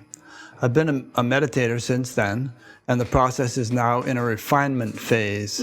At first, strong kriyas, then mudras, energy getting more fluid, powerful in deeper states of meditation. Are there signs of Kundalini being in the right nadi? Again, I discourage people from thinking about nadis and channels, because that brings this whole process that she described so beautifully, you know, of, you know, having experiences of unity. It brings it back to some sort of materialistic idea of a plumbing system, which we don't really need. You know, are you on the right path? There are questions for that. Are you more love? Do you have more effortless love and compassion and forgiveness? Do you find it easier to forgive and be loving? Well, that's a big question. And when you can say yes to that, you're definitely on the right path. And you shouldn't just ask yourself, do I think that I'm so much loving? No, you should ask your wife or your husband Right. and your children and ask them. Have I become more big-headed? No, that's the wrong path. Do I get more experiences that help me to really understand life and have a position in life from which I really find more meaning and more sense of I can contribute to this world and make this world a better place. And this is actually happening. And I actually do it. And people who I try to benefit are actually giving me that feedback. Yes, it does help. Well, that's how you know that you're on the right path. Yeah, those are good criteria. You have a chapter in your book entitled Integration of the Kundalini Process into Our Lives. And some of the stuff we've talked about today, would kind of make it difficult to work in an office or, be a brain surgeon or something like that. Ultimately, whatever attainment we attain, we want it to be a living reality. We want to be able to do normal stuff, within reason. We might have to define what normal is. Like you were saying earlier, we might need to drop half of our friends or not do the kinds of things we used to like to do. But let's talk about the whole process of integrating Kundalini, which again is expanded consciousness, into our everyday lives. Well, a lot of people believe that spiritual development is something that you do on your meditation cushion and then you have amazing experiences and then you get up and you're enlightened and it all will be wonderful. But that's not how it is. You get up and you're changed. And then the environment that you have created for yourself, your relationship, your jobs, your living accommodation and so forth might not fit you anymore. No, then you have a new problem that you didn't set out to have when you started your spiritual quest. And then you have to, and it doesn't let you, it doesn't go away. It demands that you change your entire life, and that's not so easy. So you think, okay, I can't live in the city anymore. Now I have to live in the country, and when I'm in the country, because it's calmer and more conducive to meditation, what will I work? I can't do my job. What shall I do now? And anyway, I'm a computer scientist and that's so boring now. It feels meaningless. And now I want to be a healer. I want to really help people. But I'm not qualified for that. A lot of questions. Having said that, I don't want to frighten people. This is not something that people have to do. This is something that will evolve in the journey. And they always have a word to say in this. And if they absolutely want to stay in the big city, they can. They're always the boss in all of this. I'm just saying typically that's what a lot of people describe. But I also have had clients and said, you said on your website, I have to move to the country and I don't want to move to the country. No, you don't have to move anywhere, But the point is, as you change, you also have to change your environment, your relationship. And the old marriage that you had or the old friends that you've had, it might just not work anymore. It might. But for some people, if they've been very wise in who they have chosen, maybe it does work. Yeah, Jesus said something about not pouring new wine into old wineskins. You might need to change things as the new consciousness awakens.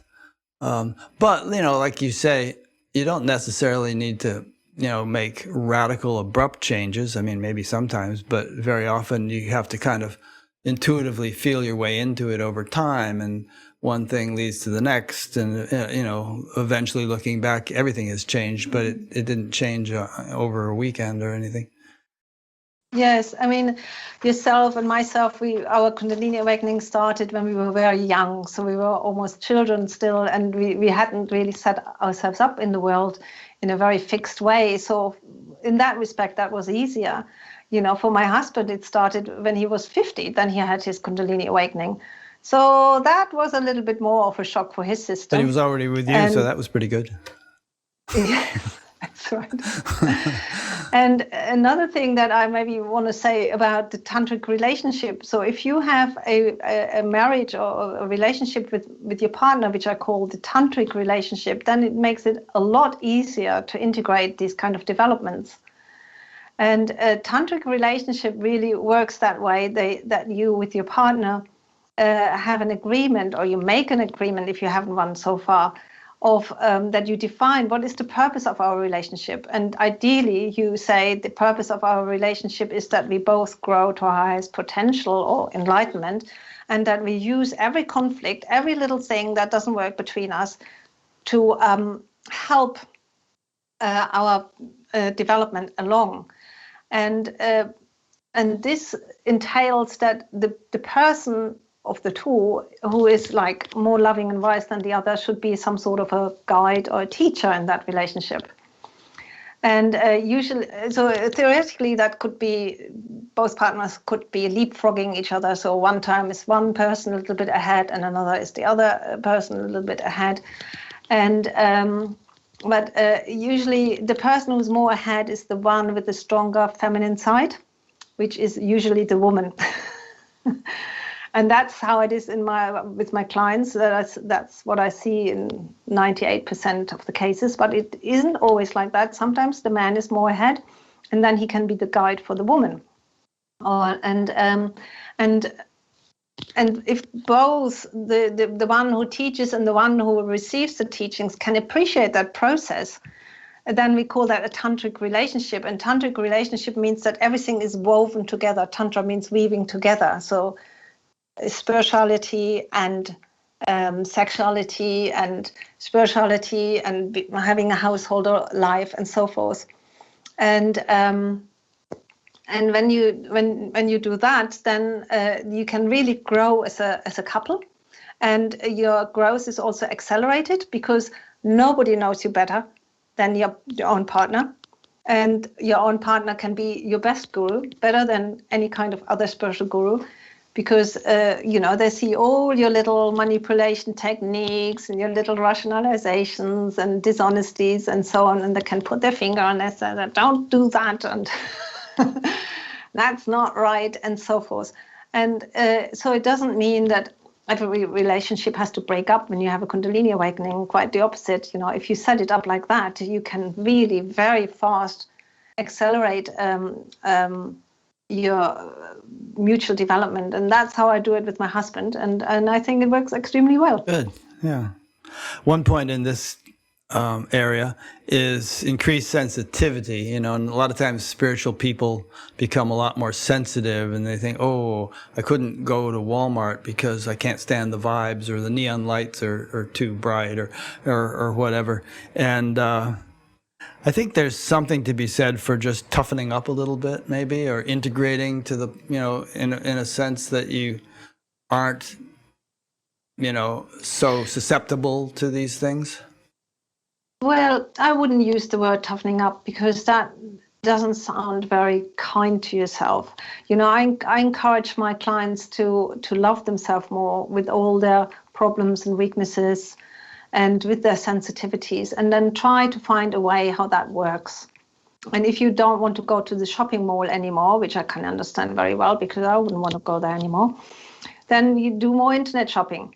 And if you don't want to go into a bar where they drink lots of alcohol and there's a bit rough white vibes, which I also understand because I wouldn't want to go there, then go to an old-fashioned English tea shop if you have it, or a nice cafe in America, where nice people, so, maybe older people go, and, you can work around these things. Yeah.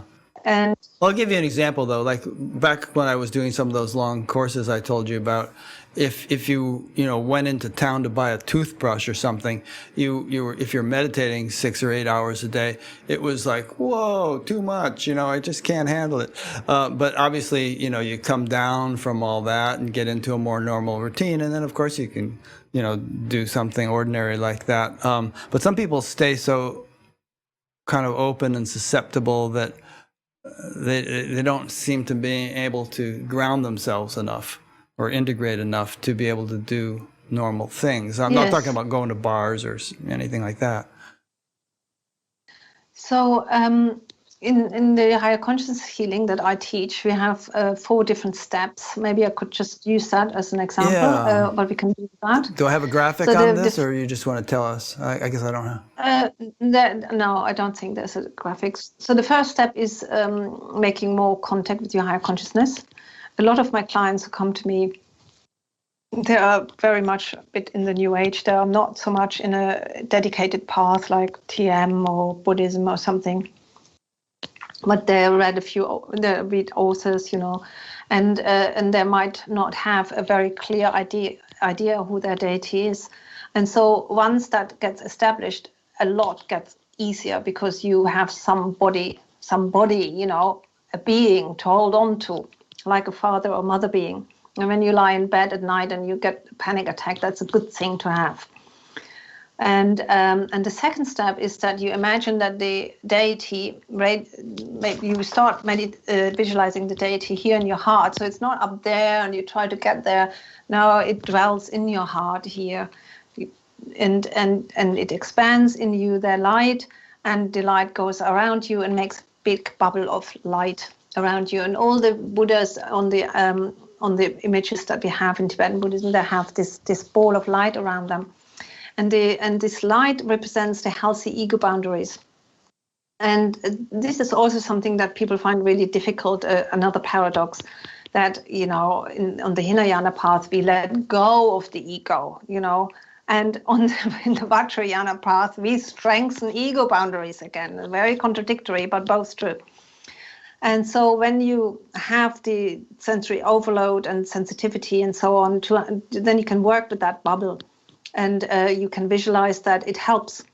And so because when you're very open and in the state of oneness, then like an airplane flies along, you just feel it's driving right through you and through your heart chakra, and you think, I'm going to die, I can't stand that airplane noise. It's just complete overreactions.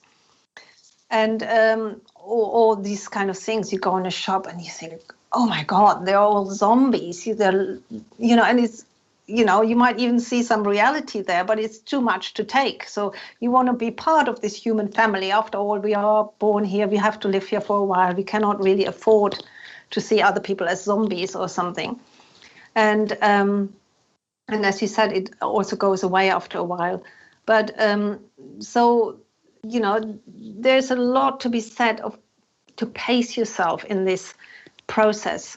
So I've heard you've done all these long retreats, and in Tibetan Buddhism we have also long-term retreats, 3 years retreats.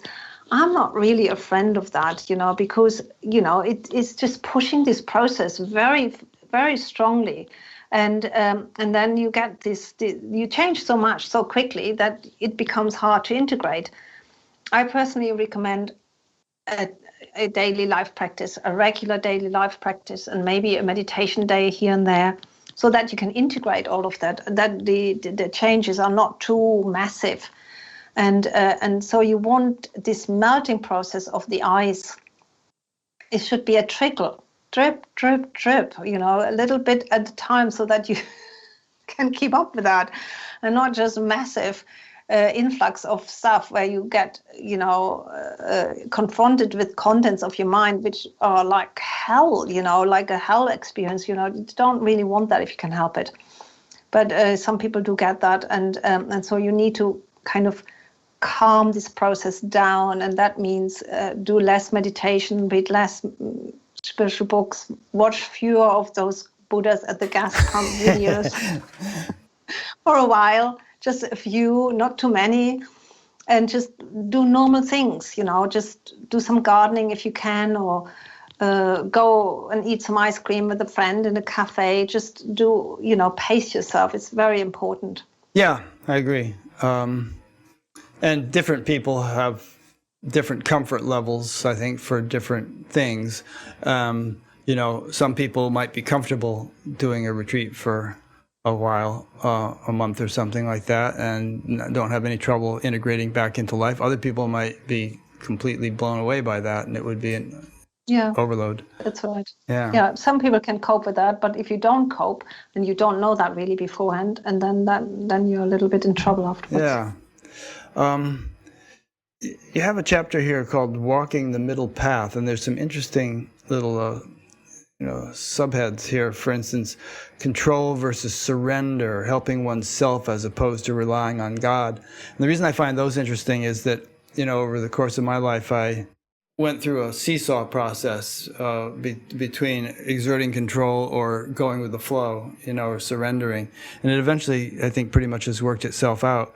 But I think it kind of sometimes characterizes the transition from knowing oneself or perceiving oneself as an isolated, bound individual to knowing oneself as unbounded consciousness. And you kind of flip back and forth between those, because if you're really kind of merged with unbounded consciousness, then you're just going with God's will. But if you think of yourself as an individual, you're in control.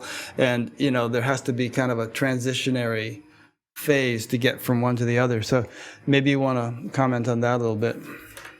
Yeah, so in Buddhism, we have the famous middle path where you go between extremes. And that doesn't mean a lukewarm middle, but it means that you have both of these poles of these opposites that you have to an extreme. So you have strong control and strong surrender at the same time. And that is something where you think, oh, how is that meant to go? But you can learn that, and in the beginning you oscillate, you go between surrender and control, back and forth, and every time you do it, you hit your head on the wall and it doesn't work until you find that middle ground and get to both. Yeah, they get integrated both at the same time. So let's just say this control and surrender. We have this teaching in Buddhism is called Kyurem and Sokrem. So Kyurem is making an intervention, and it's you can imagine like ringing a bell, bing. So that's the intervention. We do that with control, and then there's the sound like bing, and that you surrender to as much as you can. So and then you have the surrender, and let's just say in one practice, maybe you use a mantra. So you use the mantra with control, and then you surrender to its effect.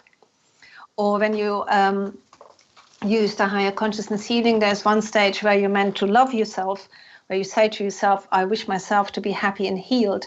And it's important that you really say that with all your willpower, so properly, and not just mechanically, so with a lot of control.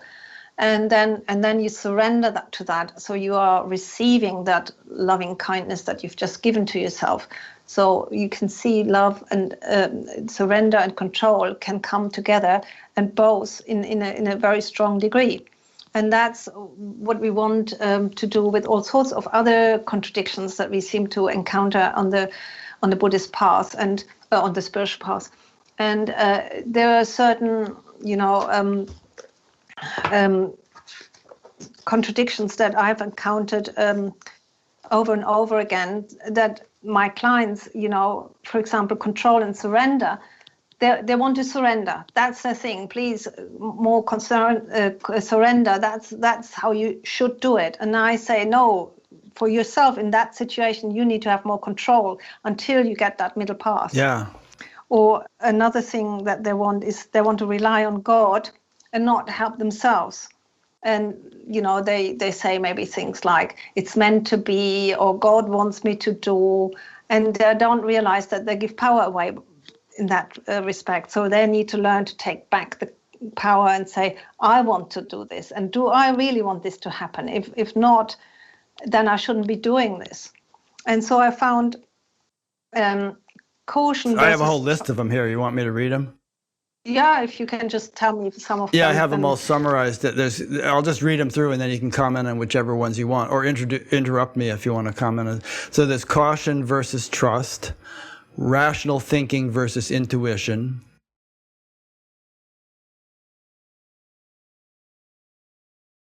Yeah.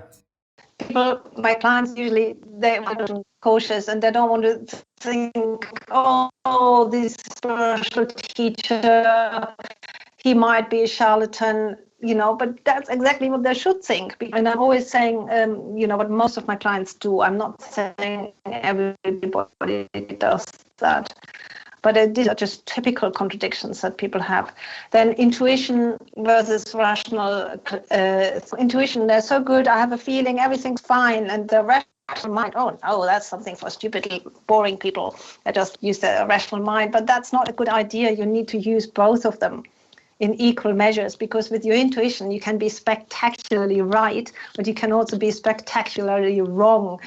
And if you're so wrong and you don't use your rational mind to really think through what you just had this wonderful idea from, then you can have really big problems afterwards. Yeah. There's a great verse in the Gita that I like a lot. It says, you have control over action alone, never over its fruits. So obviously you do have control over what you're doing now, which is another one of your points here, planning the future versus being in the now. But when the results of that action comes, you've already sown that seed. You don't have control then. You're doing new actions that you have control over.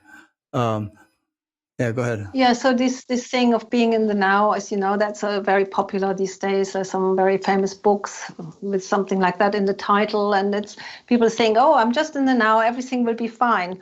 Not so, you can indulge in your addictions and be perfectly happy in the now while you're eating your donut, and that tastes really good. And, Right. and drink your beer and so on. No, you have to really think forward and say, if I eat these 10 donuts in one go, how will I feel afterwards? Yeah. Or if I do this and that, and both of these things need to be there in equal measure, so that you always anticipate the consequences of your actions. And people think there's an easy way out of that, just be in the now, everything will be good. Quite the opposite. Yeah, I used to have a friend who was a diabetic, and he actually literally would buy a whole box of donuts and eat them. But then he would make himself throw up because he couldn't, obviously deal with the consequences of eating the donuts. So I don't know why I had to tell everybody that. Irene says me either. For that example. Okay, let me just run through a few more of these. Interrupt me if you want to comment on them. But I think this is interesting because it has to do with the whole integration thing. That there are these paradoxical kind of things, and they are not opposed to one another. They need to be integrated, integrated is the best word, so that you can have both. You can have your intuition and your rational thinking. So another one would be, making judgments versus acceptance. Yeah, that's an interesting one. So people say, but one shouldn't judge. And they don't realize when they say that, well, that's a judgment in itself. Yeah. You just judged. You judged all the people who judged. Yeah. It's not possible to do that. And if you're just accepting, then you there's a danger. You end up like a doormat. Everybody tramples over you. And basically, with all of these contradictions, it's people want to have spiritual teachings that say, do this and only this. So be loving, be more loving, that's it. But that's never true, because if you're only ever loving and you can't stand up when somebody invades you or does something bad with you, and you can't exhibit some power where you say, stop, and so on, then all your love will not be helpful. So, it is always about balancing opposites in a way that is conducive to the spiritual path, and that's difficult because our mind doesn't want to think that way. We don't think, oh, I do this, but then I need to think of the opposite and do that as well. Oh, that's so complicated. I don't want to hear this anymore. And but that's really what you have to do, or what we all have to do. I think that one way of defining the spiritual path is the balancing of opposites, or the integration of opposites. I mean, obviously, ultimately, you are utterly cosmic, you're divine, and yet you're an individual. You're an ocean and you're a wave. And it's not a matter of either or, it's a matter of both and. That's right. I mean, there's also people who say, oh, I have no ego, so I'm enlightened, and that's it. And that's really not true, because when in Tibetan Buddhism, we have this doctrine of the two truths, so that you have the absolute self, in which you are in a state of oneness and one with everything. But at the same time, paradoxically, you also have to be like an individual and in your personal relationships. And that's also something that people, when they enter these bliss states, they often have that problem, that they can, on their meditation cushion, they can go into these amazing states of bliss. Then they get up and into family life maybe, or with their partner, and then they get really big rages because they experience their children or their partner as getting them out of the bliss, and then they assert themselves in wrong ways, and not really understanding that they need to work on both levels. So to learn to be like a healthy ego, psychological work, and to work on states of oneness, which is a spiritual work, and all of that has to happen simultaneously. Yeah. And not only work on it, but eventually it becomes second nature. It becomes one's natural way of functioning. And then you are both cosmic and individual at the same time. And no conflict between the two. It just becomes a spontaneous way of functioning. Yes, I would say that you really bring that together, that you are an individual and at the same time you are in tune with infinite love and compassion. That really, you can only do that when you're in the deity state. That's exactly what that is, that you're functioning as an individuum and have all this loving kindness that goes to everybody. I don't think that, from our old ego self that we could ever accomplish that, because that's always either or. Mm-hmm. Yeah.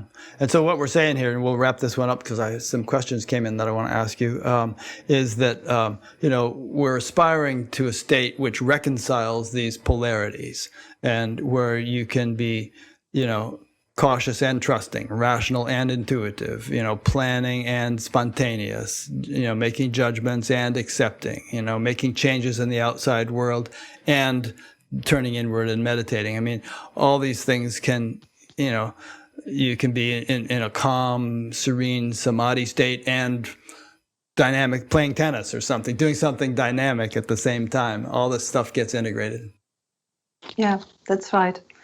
And I've used that chapter because, most of my clients, they err on a particular side. They all want to be more intuitive, more surrendering, more loving, and they neglect the other part where they have more power, more control.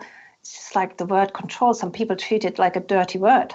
But, if you are at a certain place in your spiritual development, you need a lot of control. So I replaced the word control because it's such a trigger word for so many people with the word mastery. So mastery is better. Yes, that sounds cooler. You have to get mastery over certain emotions. You need to tame those impulses, and no amount of surrender to the emotion or through the content of your mind will help you to let go of it. You have to really learn to master that. Yeah.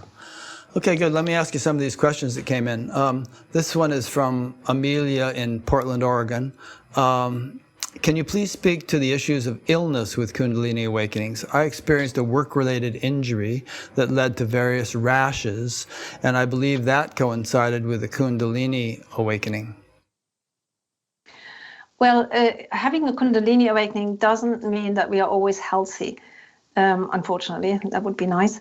But I will say that from my observation, and after all, I've worked with 1,500 clients, altogether, they're a really healthy bunch, I mean, when you think every second person has heart problems or cancer problems and in the general population, yeah. In the general population, in my clientele, hardly ever, how many people did I have with cancer? I can count them, 1, 2, 3, maybe. Very, very rare. And also those over 50. So why is that? first of all, I believe it's because the Kundalini process drives us to make our life healthier and better in every way. So we eat more healthily, we exercise, and we do all the healthy things that we're supposed to do more easily. We can let go from addictive kind of eating or alcohol and so on. So in that way, we are healthier. But also through the clearing out of the unconscious mind, there's less repressed emotions. And the repressed emotions can make you very sick. You know, repressed anger is a major contributor to, and that's not only me saying that, there's also studies about that, it's a major contributor to a lot of illnesses. And so if you, can actually allow the anger to come up and you liberate it and you let it go, and through various techniques, then the anger cannot cause arthritis or Parkinson or all sorts of horrible diseases. Now, can the Kundalini awakening make you sick? I personally say no. The Kundalini is not a thing anyway. It's a consciousness expansion. Can make a consciousness expansion make you sick? I don't think so. I think, if anything, it makes you healthier through the process that I've just described.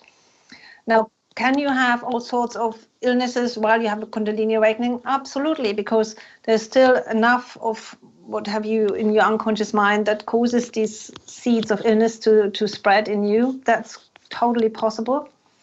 But I draw a line between what I call Kundalini symptom and real disease. And Kundalini symptoms that might cause pain and discomfort, but they don't cause real physical symptoms that a normal doctor would diagnose as disease. So when there's a diagnosis of some sort there, then I say, okay, that's disease and it needs to be treated, and we can work on the psychotherapeutic level with on also with meditation on resolving the issue.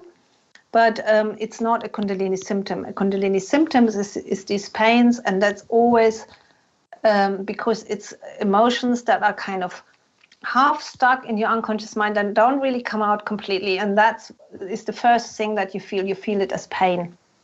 You know, so when the ice is melting, so when we are in the ice state, then we are numb, we feel nothing, we feel more or less good. And then when the ice is half melted, then we feel that as pain. When the ice is melted into the water, we feel that as water, as emotions. And then when we learn to use those emotions and turn them around and liberate them, we feel them as bliss, and the bliss is then the steam. So we always have the same aggregate: ice, half melted ice, water, and steam. And that coincides with numbness, pain, negative emotions, bliss. Mm-hmm. Good. So I hope I answered that question to that. I think you did. And obviously there's more elaboration on this in your book, which we'll talk about before we conclude. Amelia had a second question. Can the Kundalini awakening have begun years ago? I've been on a spiritual path for over 40 years and began having prophetic dreams 10 years ago. And I would just add here that some say that a Kundalini awakening can have begun in a past life and it just continues in this life. Maybe you agree with that? I don't know. When I first looked at my own life, then I thought my Kundalini had started when I was 24. And then when I understood a bit more about the Kundalini and thought about it more deeply, then I realized, no, it actually started at 17. And I see it like that if you have a Kundalini awakening very early in life, you know, like in your teenage years or early 20s, maybe that's a continuation from the last life. It just needs the right trigger. It's a part, in a way, you grow up and you grow into your Kundalini awakening. That's how it was very much for myself. And was that the whole question? She just mentioned she's been on a spiritual path for 40 years and began having prophetic dreams 10 years ago. Just elaborating on, yeah. Yeah, so if she looks for those 5 criteria, so interest in spirituality, tick, prophetic dreams, that could go in the direction of paranormal experiences, particularly if they've come true. And then she needs to look intensified emotions, energy movements in the body, and increased sensitivity, when that started really to become very strong and clearly visible. Now that's where I would, if I would work with her, pinpoint her start of Kundalini rising. Okay. Here's a question from, Here's a question from Mitchell in Nova Scotia, Canada. He said, I was in a car accident that also caused my Kundalini to rise. Sometimes I have difficulty discerning between the Kundalini symptoms and the physical symptoms. What do you think is the best way to go about this? I tell you how I do it. If people say to me, I've got bad physical symptoms, I send them to the doctor. I don't just say, okay, I believe you, this is all Kundalini, because that would be irresponsible. And if the doctor says, yes, no, there is nothing wrong with you, we checked you all through with the neurologist and everything, and you had an MRI, and no, everything's fine, then we say, okay, then we see it as Kundalini symptoms. But other than that, if you go to a physiotherapist and they can say, yes, this is all very, very cramped up in your shoulder and you need to do this exercise, please do the exercise, listen to your physiotherapist. And also, if a doctor says you have a disease and here's the diagnosis, take it seriously. Don't need to take prescription drugs if you think you have a better option, but take it seriously. Yeah, okay. Here's one from Martin Klein. I'm not sure where Martin is located, but he says, referring to the earlier topic of addiction, I experienced twice when I fell in love and my heart opened that my decades-old addiction just fell away for a few weeks. But I came back later because I couldn't sustain the openness of the heart. Do you recommend discipline and building the will to resist the addiction, or rather emphasize opening the heart, or both, or something else? Well, opening the heart and doing more loving kindness definitely is a good thing. And for addiction, I recommend going to one of those groups. They have been shown, like AA or some other addiction group, they have been shown to be very effective. And then you can also do the higher consciousness healing. It's all described in my book. It's not very difficult to learn, and do that in parallel. And I've had clients with addictions and they got rid of it very easily. And I'm not saying everybody can do it, but I definitely would say try it and see how you go. Yeah. Martin, I would also suggest, I interviewed a guy last week whose interview I'll be putting up tomorrow named Dieterich Woolsack. And he has some real interesting things to say about addiction, having been addicted himself. And he has a process where he works with people, which sounds pretty successful. So check that out too. Okay, so is there anything, Tara, that, well, I'm sure there are a lot of more things we could talk about, but is there anything that you feel is important that we haven't had a chance to get to that you want to bring up? Yeah, maybe we can talk about the stages of consciousness. There's another book I've written. It's called Stairway to Heaven, in which I outline 9 stages of consciousness. Okay. And I think I have a graphic for that. There we go. Yes. Yeah, you have a graphic. Okay, I'm showing that exactly. now. As you can see, there's 2 flights of stairs, and it describes the whole development from unconscious dream. People were very unconscious to full enlightenment. And the idea is that we have to go through that process, through these 9 steps in an orderly fashion. And we cannot leave anything out. So it's a bit an expanded version of the 4 levels of spiritual practice that I've described before. And we start with the innocence level, where we have, where we live in groups of people, like in our family or tribal people living in groups.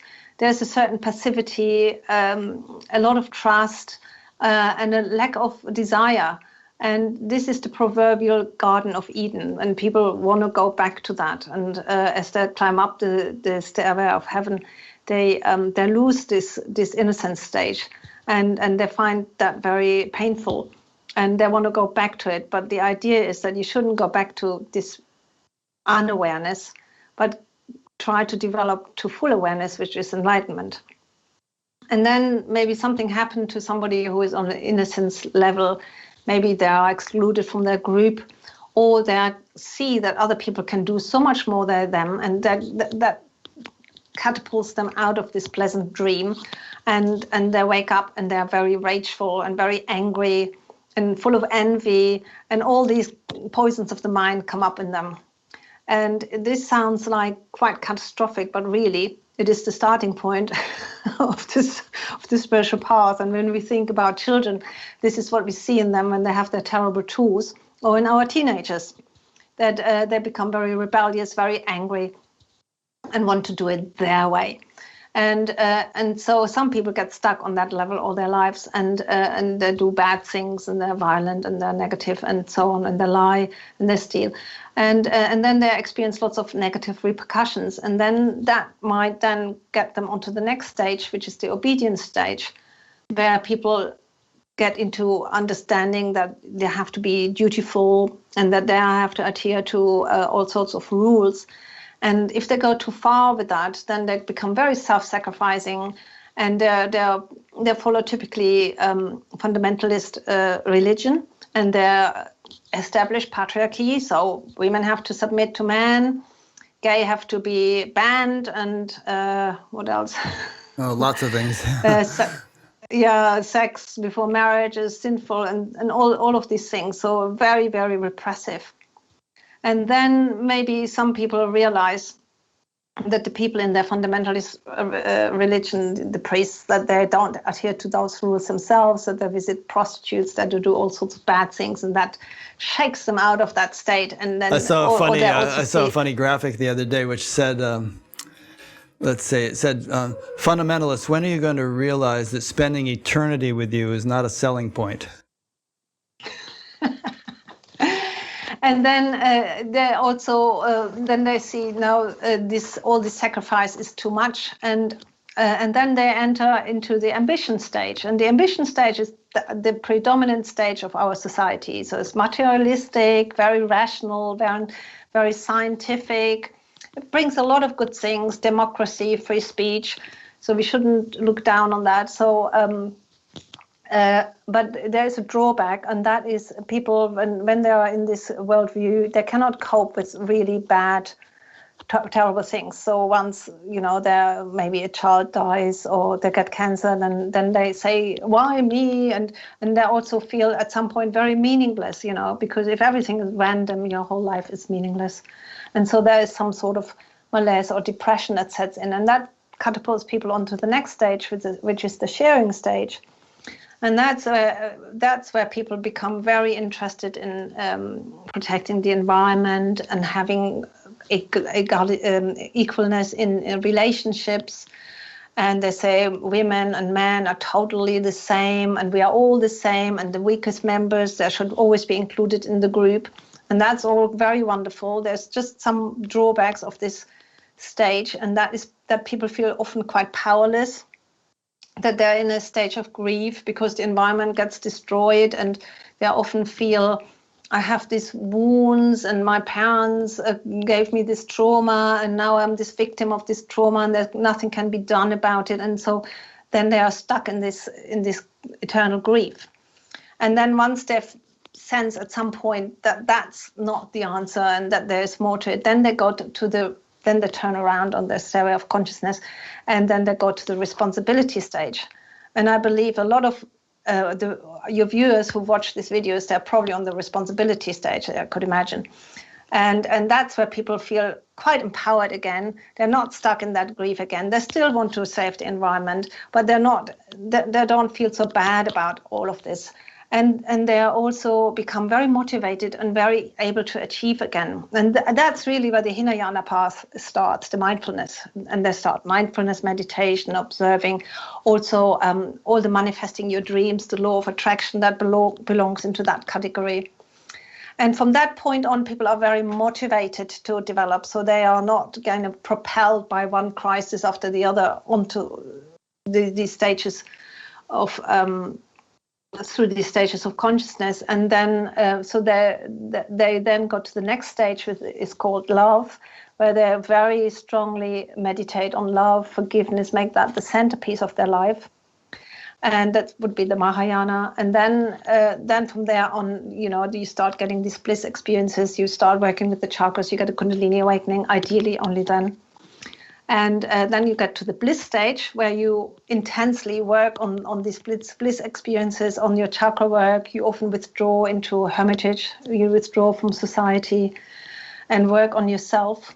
And from then on, you get the first experiences as experiencing yourself as the deity, and that would be then the enlightenment stage. And then you come out of your hermitage, you come out into the world, you are on a stage, you act in the world, you are recognized as this being that can really change something. People will recognize you as such, and then you can act and do a lot of good in the world. So I found that people have to go through all of these stages, that you cannot jump from a rageful dominance stage to love stage or bliss stage. It's not possible. You can go through these stages rather quickly, but you will still at least spend months or years on each stage, and that starts basically in childhood. When we all start on the innocence level as children, as babies, because then we are trusting. Even if you have bad parents, we still trust them, and we are very dependent on them. And then gradually we go up, and let's say we are teenagers, or then some people are already on the ambition stage or sharing stage, and then in our adult life we can develop further. Some of those kind of reminded me of the 10 ox herding pictures in Zen, especially the final stages where you're enlightened and then you come back into the world and help people. That's great. Yeah, I didn't know that. Yeah, that's kind of a classic thing in Zen, these 10 ox herding pictures. But anyway, so that's great. We've covered a lot. Let me just show some of your websites here. You have one, which is a general one, Tara Springett, Buddhist therapist and teacher. And then you have another one, a Kundalini Symptoms website, which looks similar in terms of the graphic, but has different content. And you've written a bunch of books. I imagine that the book most relevant to this conversation would be your Healing Kundalini Symptoms book. You have it there? You want to hold it up? Yeah, there you go. And I'll have a link to that book on your page on batgap.com, so people can just click to it and go to it. But yeah, I also have a second book on Kundalini, Enlightenment Through the Path of Kundalini, which is a more in-depth explanation how to awaken the Kundalini, if you wish to do that. Good. I think I've already set up that page and linked to both of those. So, or people can just search for your name on Amazon or whatever and find all these. So thanks, Tara. I've enjoyed spending this time with you. Thank you, Rick, and I enjoyed it also. Yeah. We'll be in touch, and thanks to those who have been listening or watching. Next week, I have a young poet named Chalin Harkin, and people are really excited about her. She's kind of like a young Rumi, and she says that these poems just kind of come through her. She was never even really that into poetry, but these beautiful things come through. And so that'll be a little different than all the other conversations I've had that I can remember. But anyway, I'm looking forward to that one. And there's an upcoming interviews page on batgap.com where you can see what we have scheduled. So I won't just go through them all right now, but stay tuned. And if you go to the website, you can... you'll see some other things there, like signing up for the email notification and the audio podcast and stuff. So just explore the menus. All right. Thanks for listening or watching. And thanks again, Tara. And thank you to you.